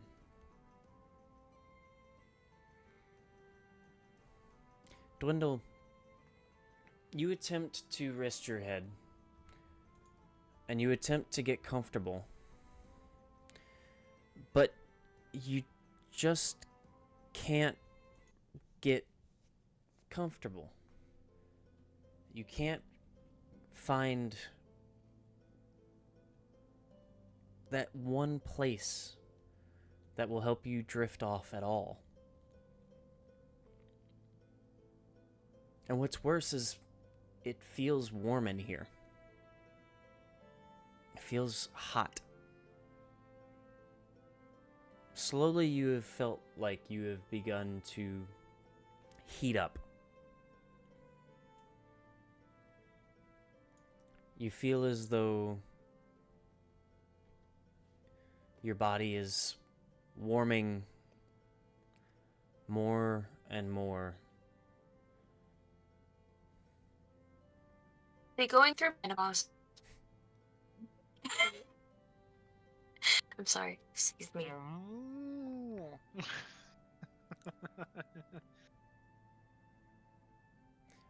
And then you feel something start to burn. You feel the back of your hand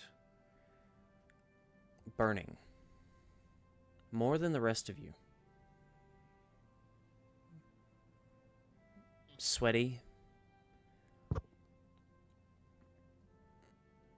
almost overheating. Your hand starts to sting and singe. And you feel an excruciating pain for a moment. And then you look down at your hand and you notice the sigil that you had found in the book before, now burned into the back of your hand.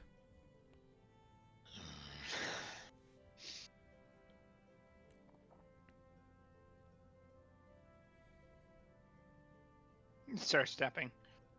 I should not have given that book away.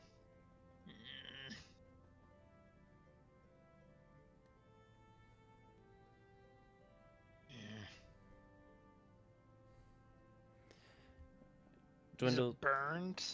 It- Scarred? it looks almost like one of your forging scars. Or like you got branded.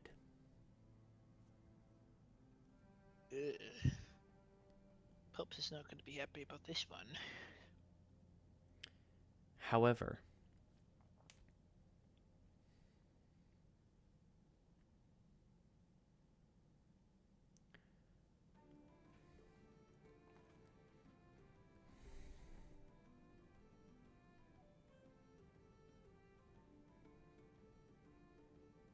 however,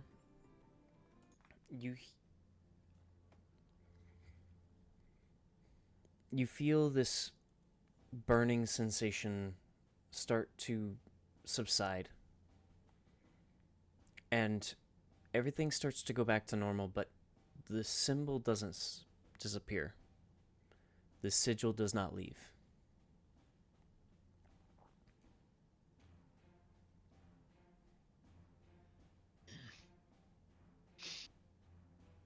Everything else seems to go back to normal.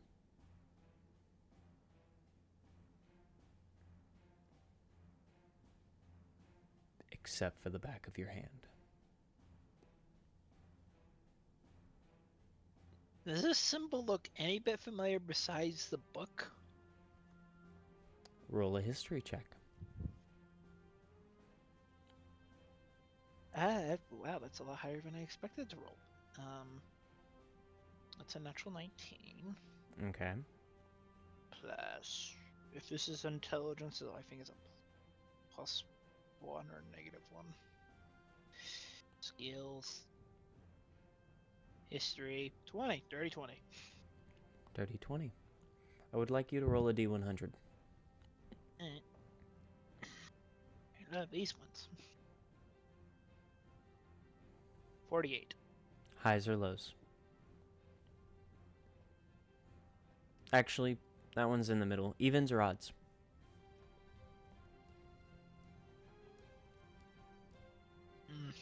I like evens. I'm gonna go with evens. I like evens. Okay.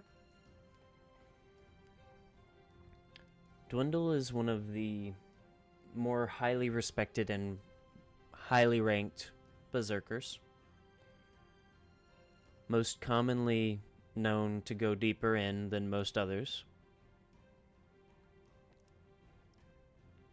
You've seen this sigil before.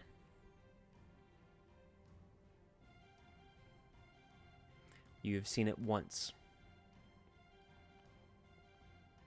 And only once. Dwindle has seen this sigil deep within one of the abandoned and infested Flammenbroth mines. Upon the base of a statue that was ruined, destroyed, and crumbled.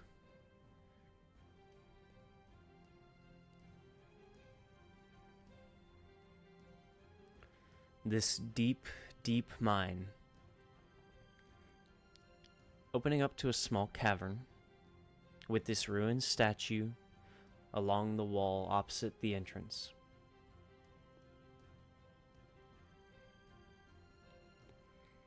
You saw the sigil placed at the base of this statue, whatever this statue was. and some ancient dwarven scrawled on it, on a placard on the front, made of stone.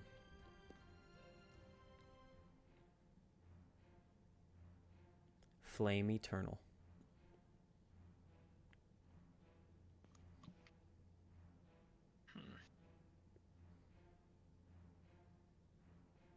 Just looking at it. Grodokos. What is this?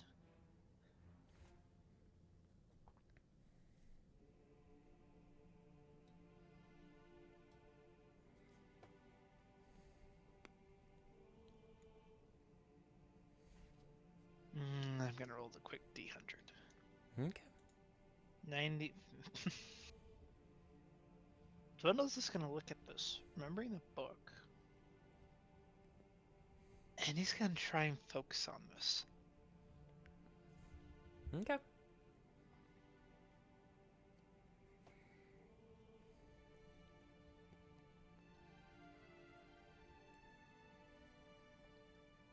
Feel free to roll your D100.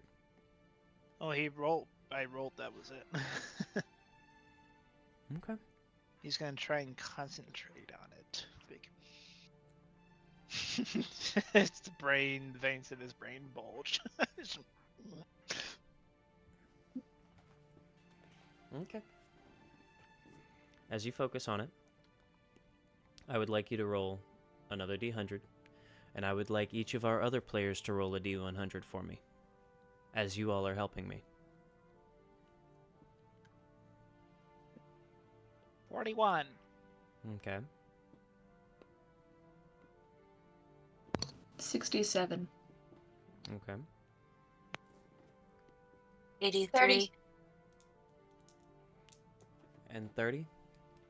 33. 33. Yeah.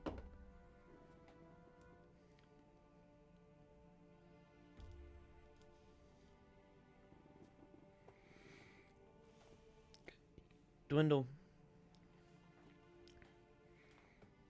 as you focus on this sigil, the heat starts to return. Not in the room, but on your hand. You notice that the sigil begins to glow, ever so slightly. And the more you focus on it, the brighter that it gets. However, the brighter it gets, the more it burns. You feel this sigil begin to burn more and more.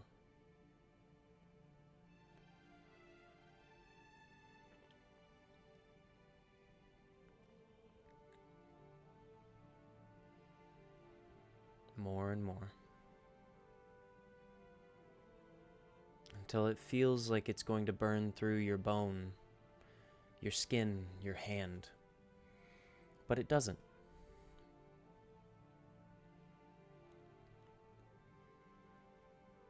It does glow almost like a candlelight, however.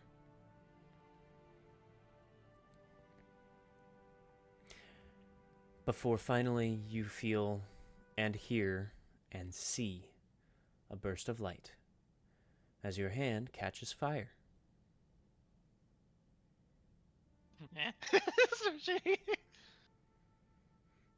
You start to Does it shake your burn? hand as if trying to put it out. However, you notice that your hand's not actually burning. Your hand's not melting. Your hand's not... There's no heat anymore. Your hand glows with this flame.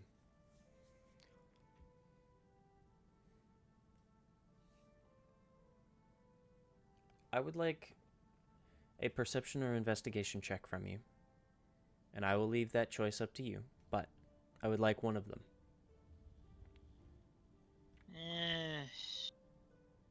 Definitely gonna do perception. Okay.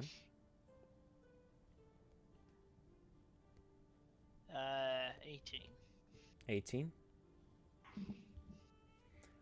You look into the fire. You look into your hand. And in your palm, you notice nothing. The flame flickers and burns and looks almost like a candlelight. But then you flip your hand over and you start looking more into the sigil, trying to understand why it's there, trying to understand what the purpose of it is. And you look closer and closer. And you notice, as you look into the flame and into the sigil, something's looking back. Focusing deep into this flame upon your hand, you notice a figure, very small, almost impossible to see.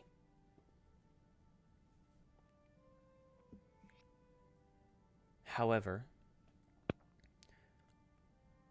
focusing in a little bit more,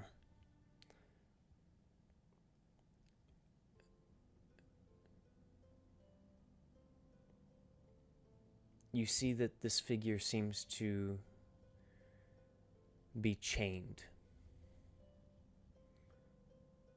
Chains wrap around their figure and sprout into different directions with no visible end.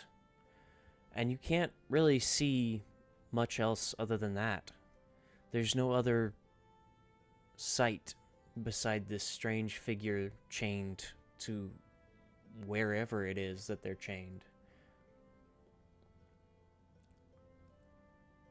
And in all honesty, the figure doesn't look to be moving, their head hanging.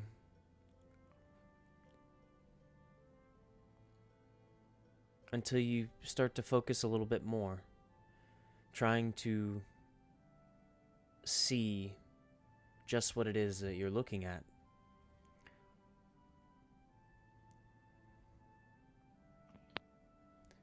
Until suddenly, the figure lifts their head, and their hair made of flame splits just enough for one eye to be visible. One burning orange eye that seems to look directly at Dwindle.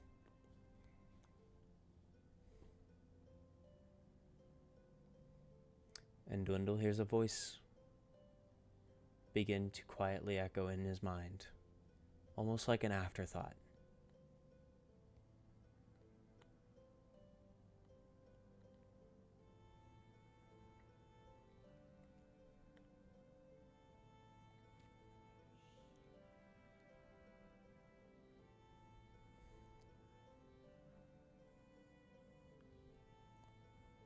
Injustice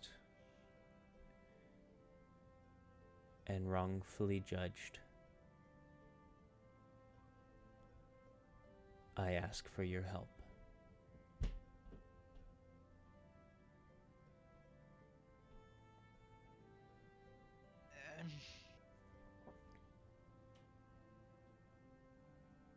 Dwindle has a kind of an idea who this is, doesn't he?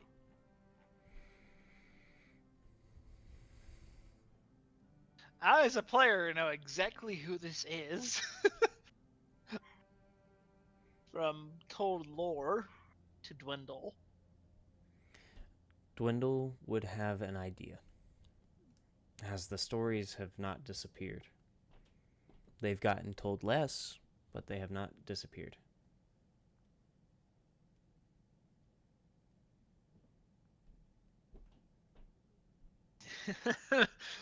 This is a morality roll right here. What the crap?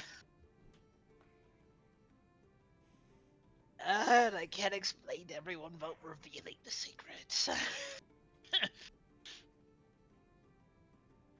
Oh, that's a freak. Oh, good heavens. No.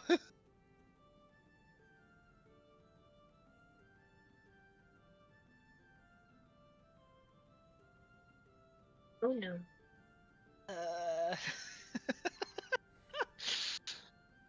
Oh man, why must you do this to me? But this is so good.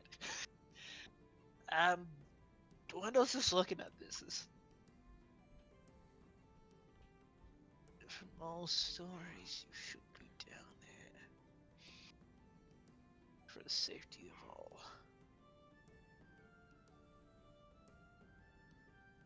And as your focus goes to the stories and the rest of the world, you notice that the flame begins to sputter before disappearing entirely, leaving just the sigil and dwindle to his thoughts. I will not lie. Dwindle is considering chopping off his own hand right now.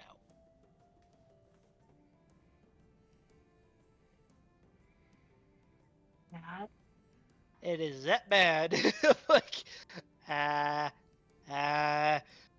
for the safety of everyone.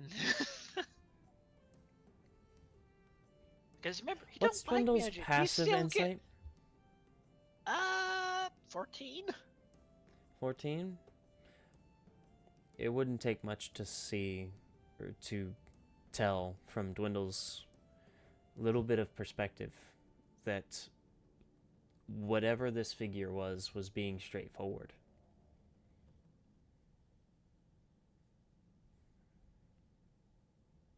With what they said. What you saw was a figure chained. What you've heard is that they're chained for a reason. But what they're saying is that it was unjust. So Dwindle has a morality question for himself now. So.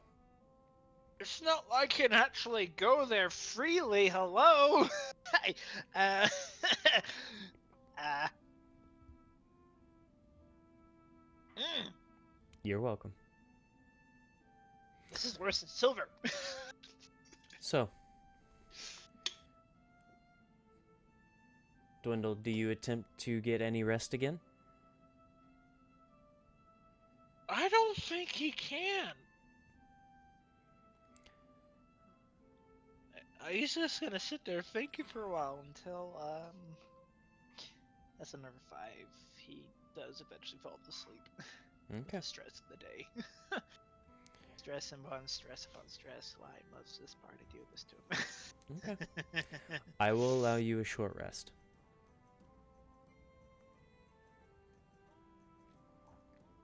Question. Answer. Did you guys let Odd go back to her room, or did you guys force her to be in the girls' room? Let her go back to her room, but we're gonna check in on her periodically. Yes, absolutely.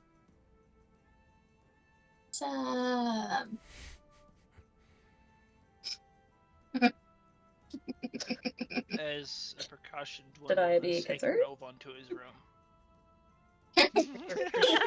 Robot into your room. Yeah, I was like, I'm not coming. You're coming with me tonight.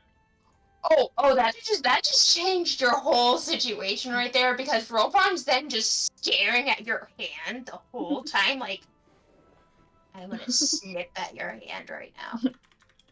Can I snip at your hand? Dwindle's just nodding. Do it. I love how Dwindle's just looking out there, and I'm like, question is, will burn the robot? That can't be good. Dwindle's just babysitting the kids to give mom a break. Mm-hmm. Okay, so it's just Odd and Eddie in her room. I'm so wrong. Eddie physically cannot do anything, so you're fine. I know that. Also, if it makes you feel any better, funny enough, at night, Eddie usually floats off into Dwindle's room. Oh, so you're leaving Odd even more alone? Eddie just witnessed all of this. Okay, Oh so no! No. This is what happens. As soon as you got we're gonna give you the I had this option. plan. No, I had this plan. I planned out so many different scenarios depending on what you guys all decided to do. No, I had this planned. Oh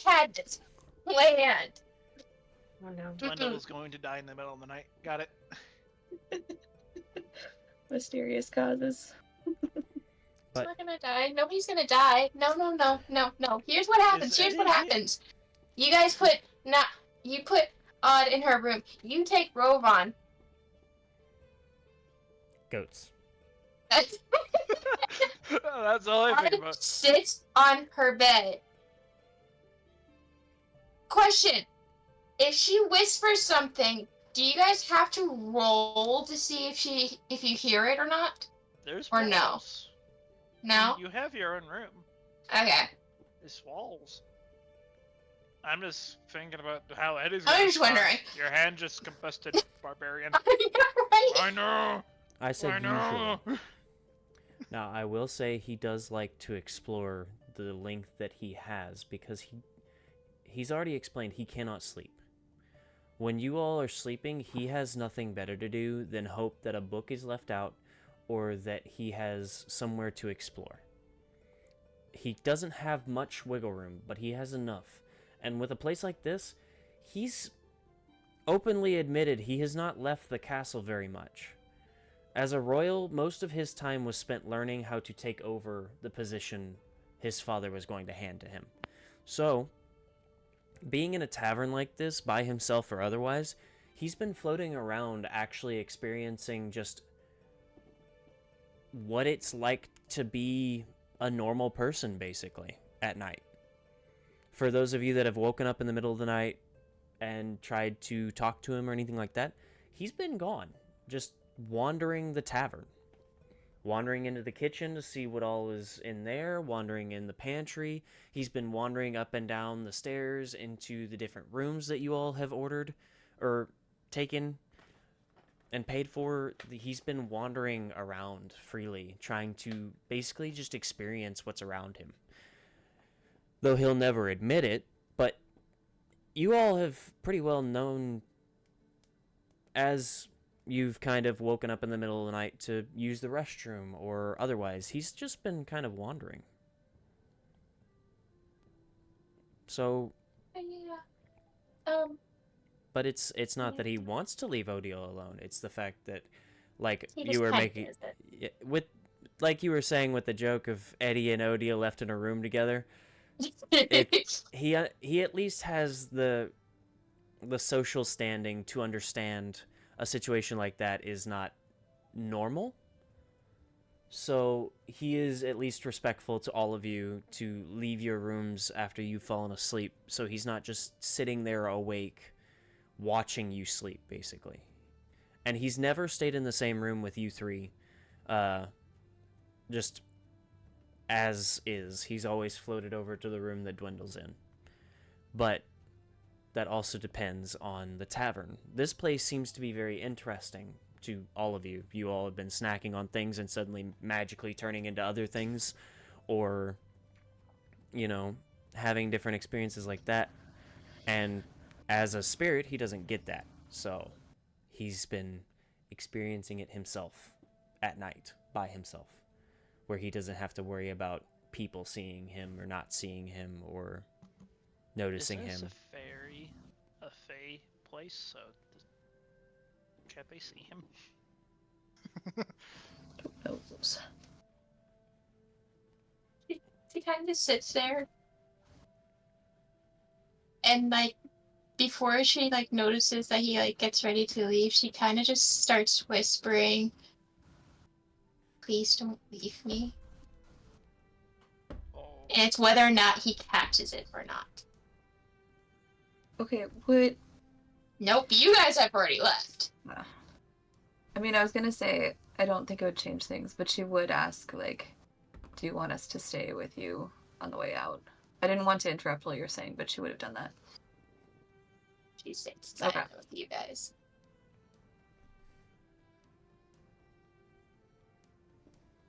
So it's whether or not before Eddie tried to like ghost over to Dwindle for however long he was going to ghost over, if he heard Odd or not would depend.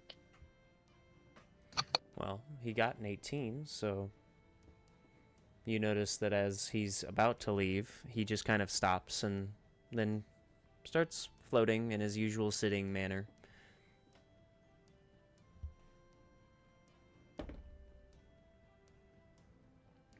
though he's not sure why. He at least understands that something's on your mind, so he just kind of stays across the room to be respectful, but he's in his usual floating sitting position, seemingly comfortable. He finally takes her head down and everything. She goes, "You don't have to be so far away. I'm not gonna bite you." Well, you probably couldn't if you tried, but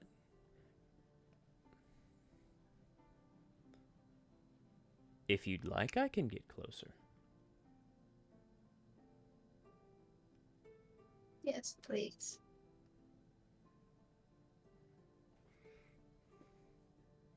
And he floats over, sits not right next to her, but he floats just about an inch over the floor, kind of 3 or 4 feet from her, still keeping a respectful distance, but Sorry, I was out for so long.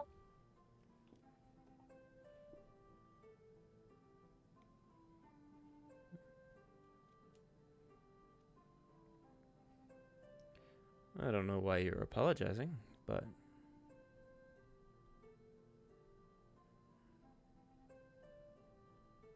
Don't well,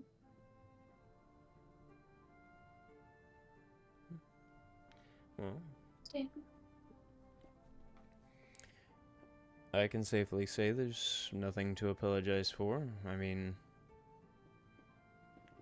there wasn't much talking needed as we were coming back anyway, so. I noticed. Like, it's still here everywhere. Including how Grandia's dumb as it rocks. It was funny. Well, he's from what we've experienced, I would say he's a decent soul, just not the brightest sometimes. He means well.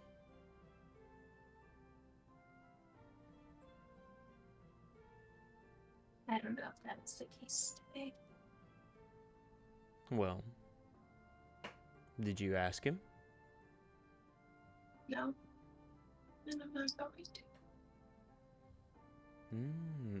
So you're assuming what he meant.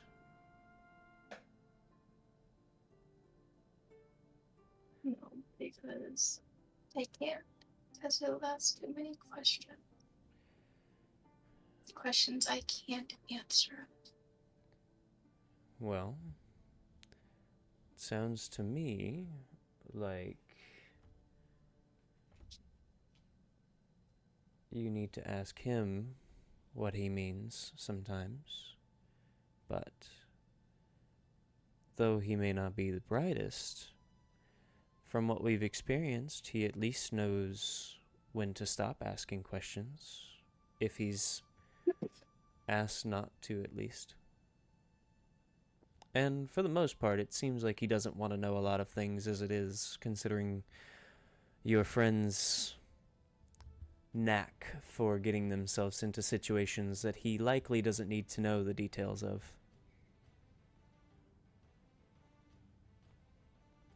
I really don't. All I do know is I don't want to go back down.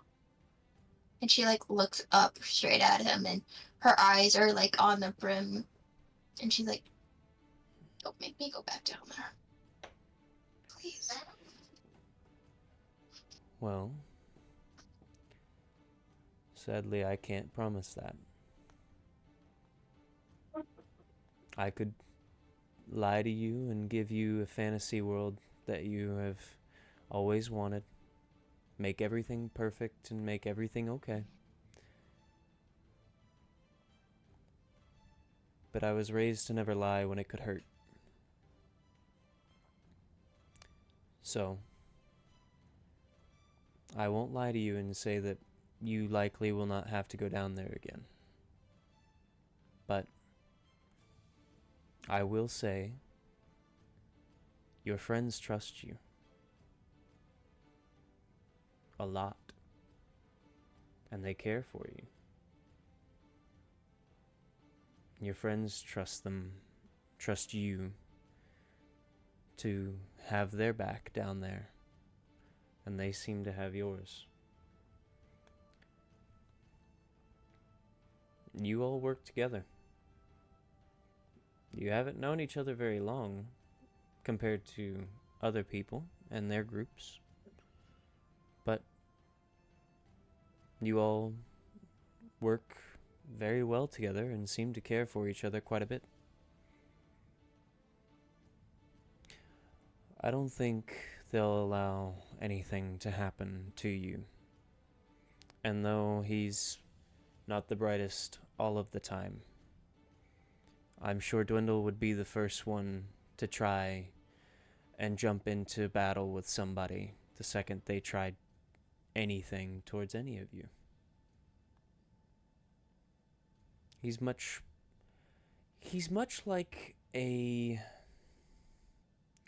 good guard dog. He's smart about fighting and making sure that those he's loyal to are taken care of. Though otherwise, he's not entirely certain how to play fetch correctly. I like the analogy. Imagining Twinkle as a dog is kind of funny. I'd That's say not Saint what I'm Bernard, worried but he's a little small for that.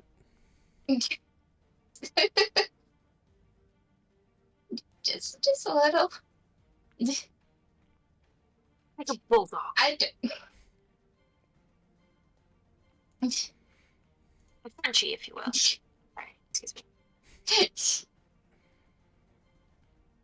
I'm not worried about the battle. I fought with him multiple times, and he's even raged because I almost died in battle. He even put bacon on my burns because he thought it was, well, not bacon per se, but bacon grease because he thought it was going to help.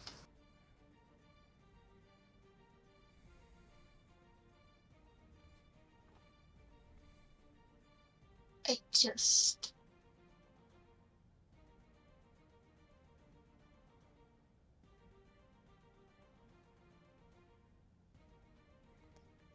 Well,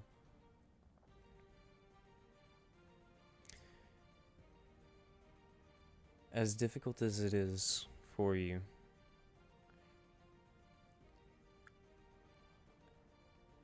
I think it's time that you started opening up a little bit to them. You talk to me rather freely all the time.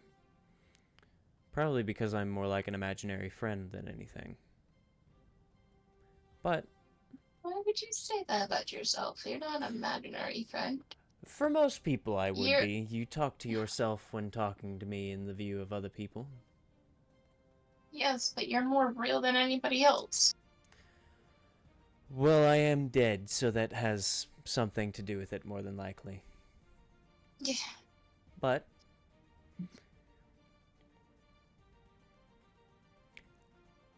I would say that if you want them to understand where they've gone wrong, or said something wrong, or accidentally upset you in some way,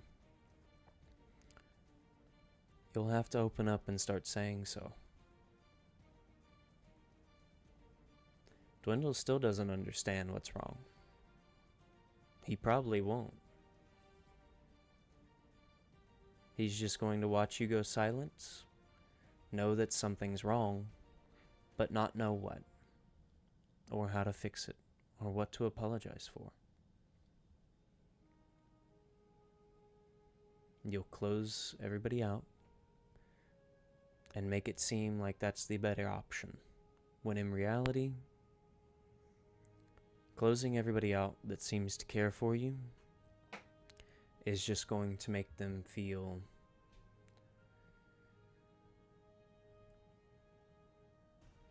as though they're walking on eggshells.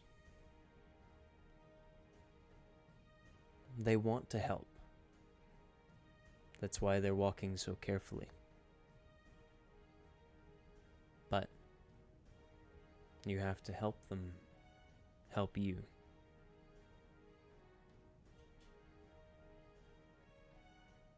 You gotta open up a little bit.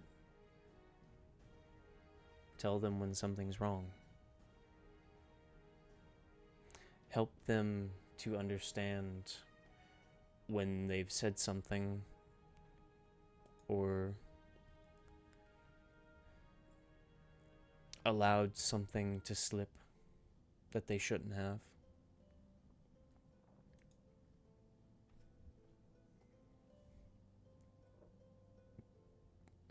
Can I think on it? Hmm? Can I think on it? Of She course. says as she sniffles. Of course. I'm not going to force you to talk to them. And it's not my place to talk to them for you. As I have no idea what's going on in your mind either. You are a lot smarter than a lot of people. However, it seems you're not smart enough to know when people want to help. I'm only good smart. And that's fine. This group definitely needs someone like that. Without a doubt. By the gods, they need something like that. But Oh, deal, yeah. Oh, I can't help us after that. But nonetheless, they're very smart in the sense of their skills and what they can do and what they can help with. But none of them seem to be great at dealing with emotions or people. They all have their own issues as well. They all handle them differently. Dwindle drinks and throws axes at things. Nyla seems to kind of do what you do with the silence and just kind of shrugging it off. Or bottling it. You and her get along quite well. I think they're inside my Pinterest board, actually. Can you send me? I'm going to commit a great atrocity against... I'm going to commit various war crimes. Anywho, Arson.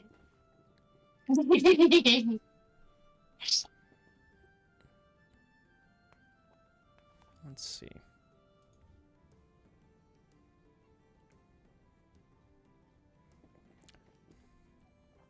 You and Nyla seem to get along quite well because of that. Nothing seems to really bother May openly. It's kind of interesting. May is probably the only one out of your group that truly speaks what's wrong, and usually it's as it's happening, and they usually throw a spear or javelin. Straight to the voice. But each of you have your own problems. None of you are used to talking about them.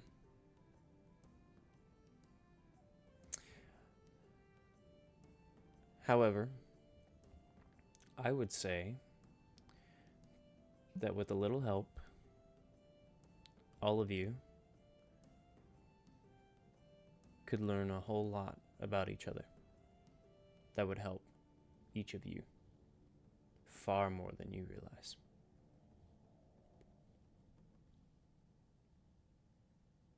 So we'll have to wait and see if we even make it through the next day.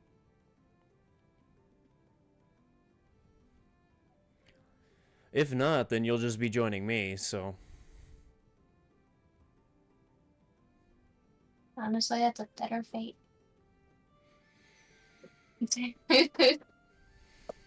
For you.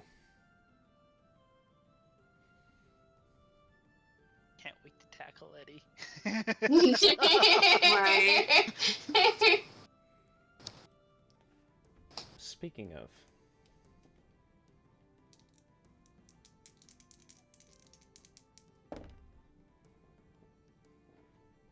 odds or evens? Odds. Oh yeah, didn't we lose the bet? Yeah. You watch We don't know yet, right?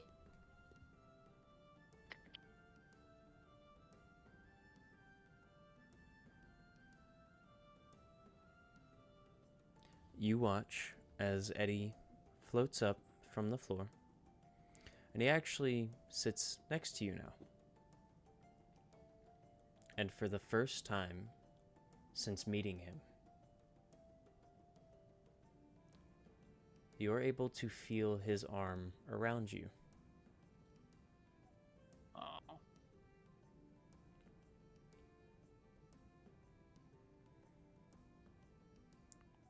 For a moment, before he then removes his arm, and you actually notice that he looks extremely exhausted after.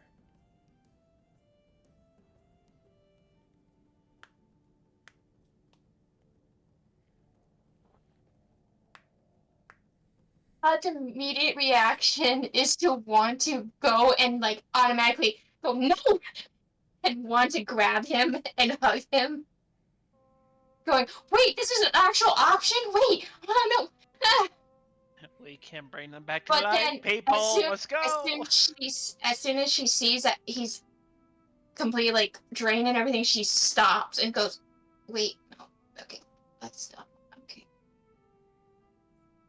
He's still next to you, and he falls through the bed.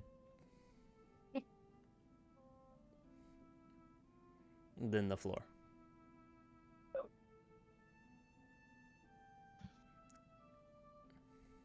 Todd gets onto the floor, lifts up the bed sheet.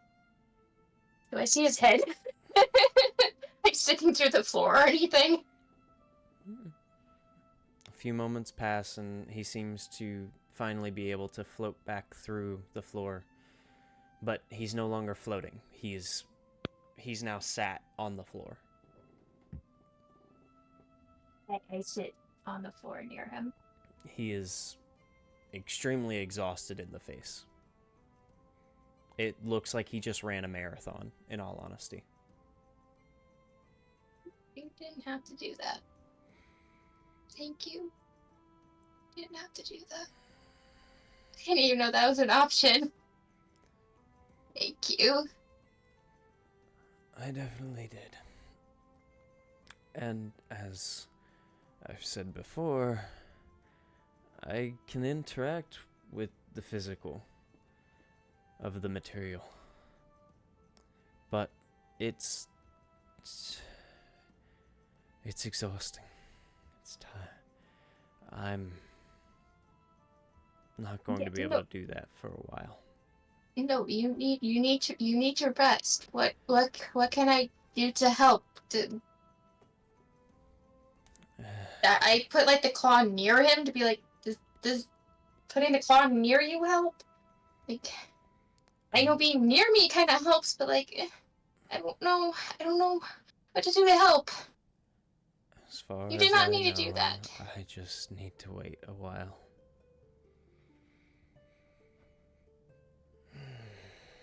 And you notice he actually seems to almost like...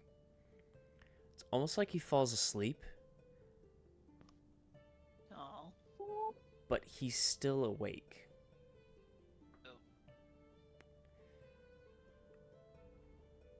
It's almost like that in-between of half dozing and still awake. That, like, time when you're sitting at your desk and you're doing something, but your brain is already exhausted, so you feel yourself dozing off, and it does that jerk thing where you pull yourself back up because your body feels you falling. He's in that state right now.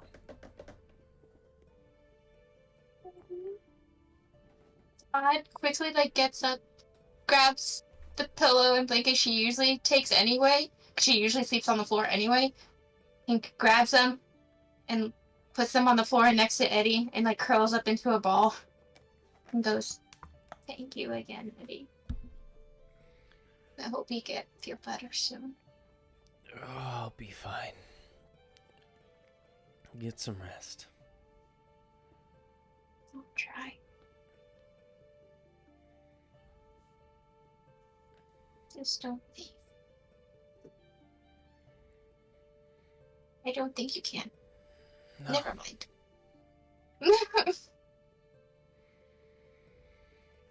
I can't move right now. I won't move anywhere else either. I promise.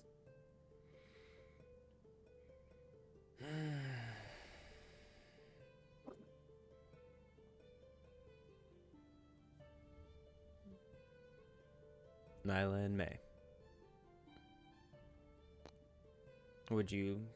Are you two wanting to interact with anything at all? As you two are left to yourselves in the room now?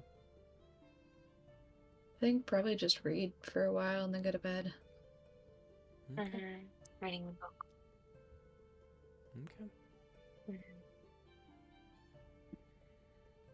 And which books are we reading? The scaled one.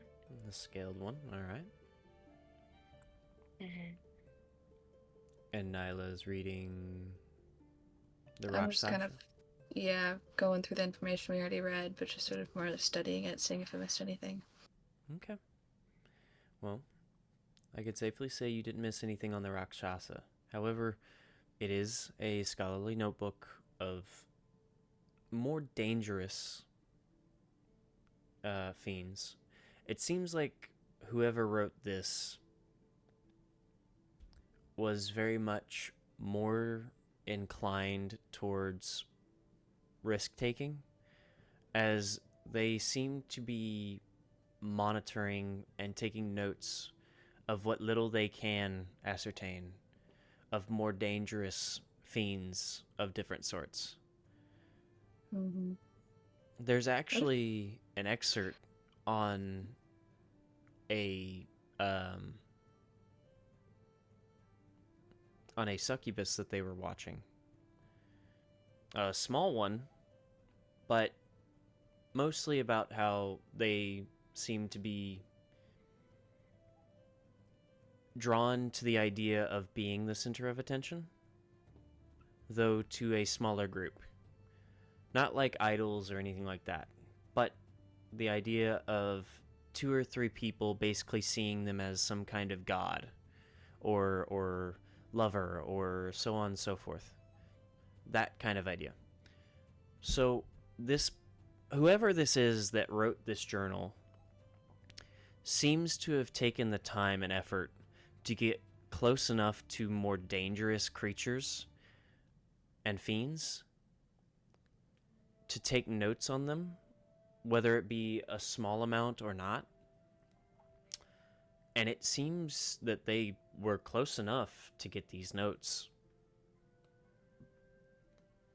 themselves. It looks like they were handwritten notes.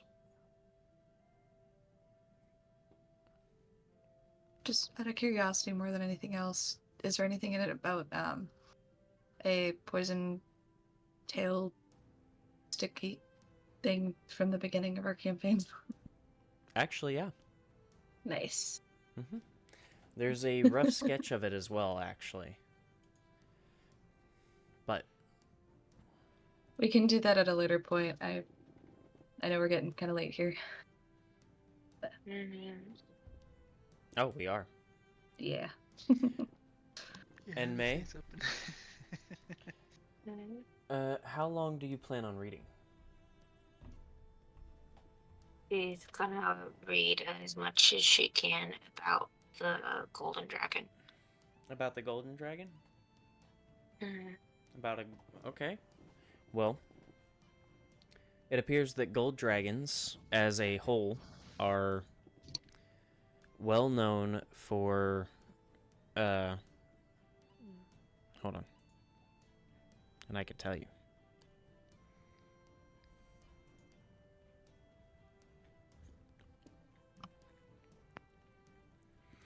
So, this book, on the information that you're reading of gold dragons, it seems that gold dragons are some of the most powerful dragons overall, and they're also some of the most majestic as well as sought after due to the fact that their scales are said to be made out of pure gold, more pure of gold than a dwarf is able to mine.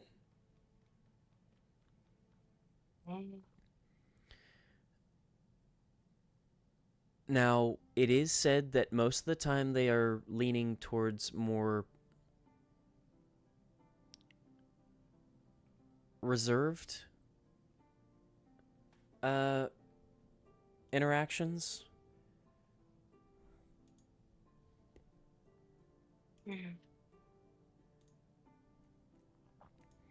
They are more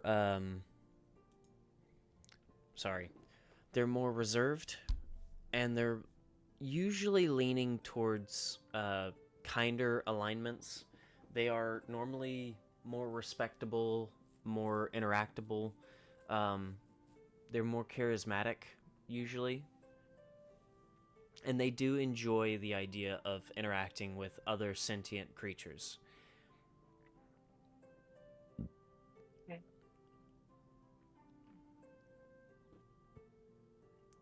It also says that they're able to eat just about anything, but they prefer pearls and gems.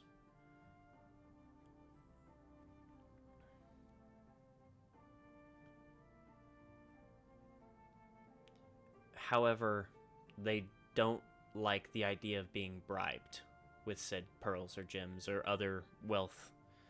They don't like the idea of being bribed.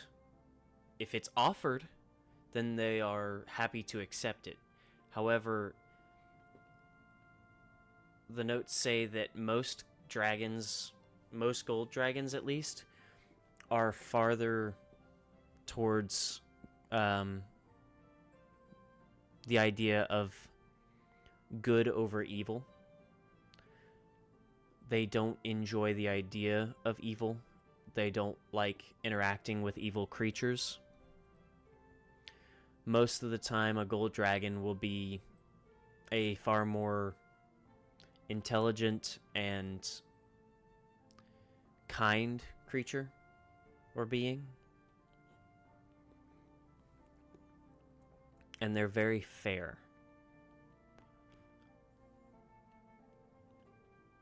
Okay. However, it also says that they very much value their privacy and almost rarely interact with other dragons unless they have to.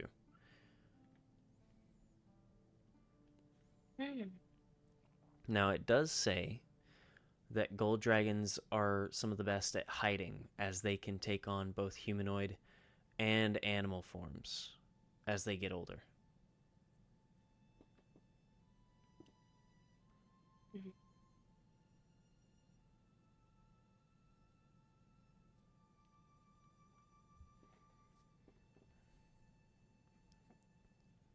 These beings are well known for helping in unseen ways, taking on the guise of beggars or peddlers and simply wandering about, maybe picking a town or two and visiting them often to give them, to talk to the locals, interact with the merchants, give a helping hand.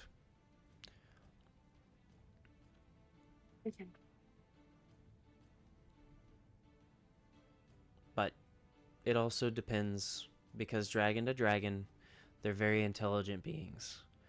They are very sentient beings with the ability to think far greater than most other creatures and usually better than humans even. So though gold dragons lean towards good alignments, a lot of times, just like with any other type of dragon, it is not always the case.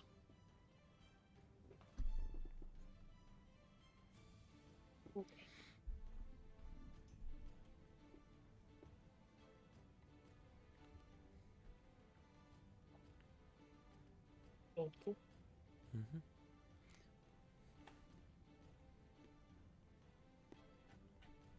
So.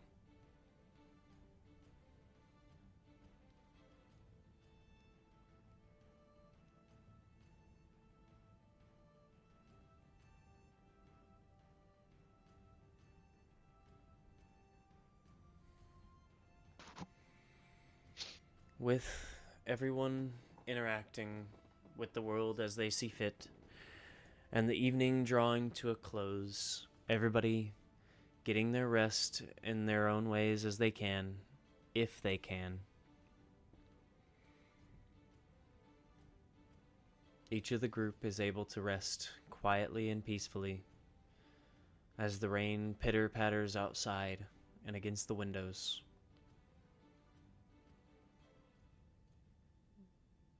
Leading to the possibility of tomorrow's adventure. And that is where we will end tonight's session.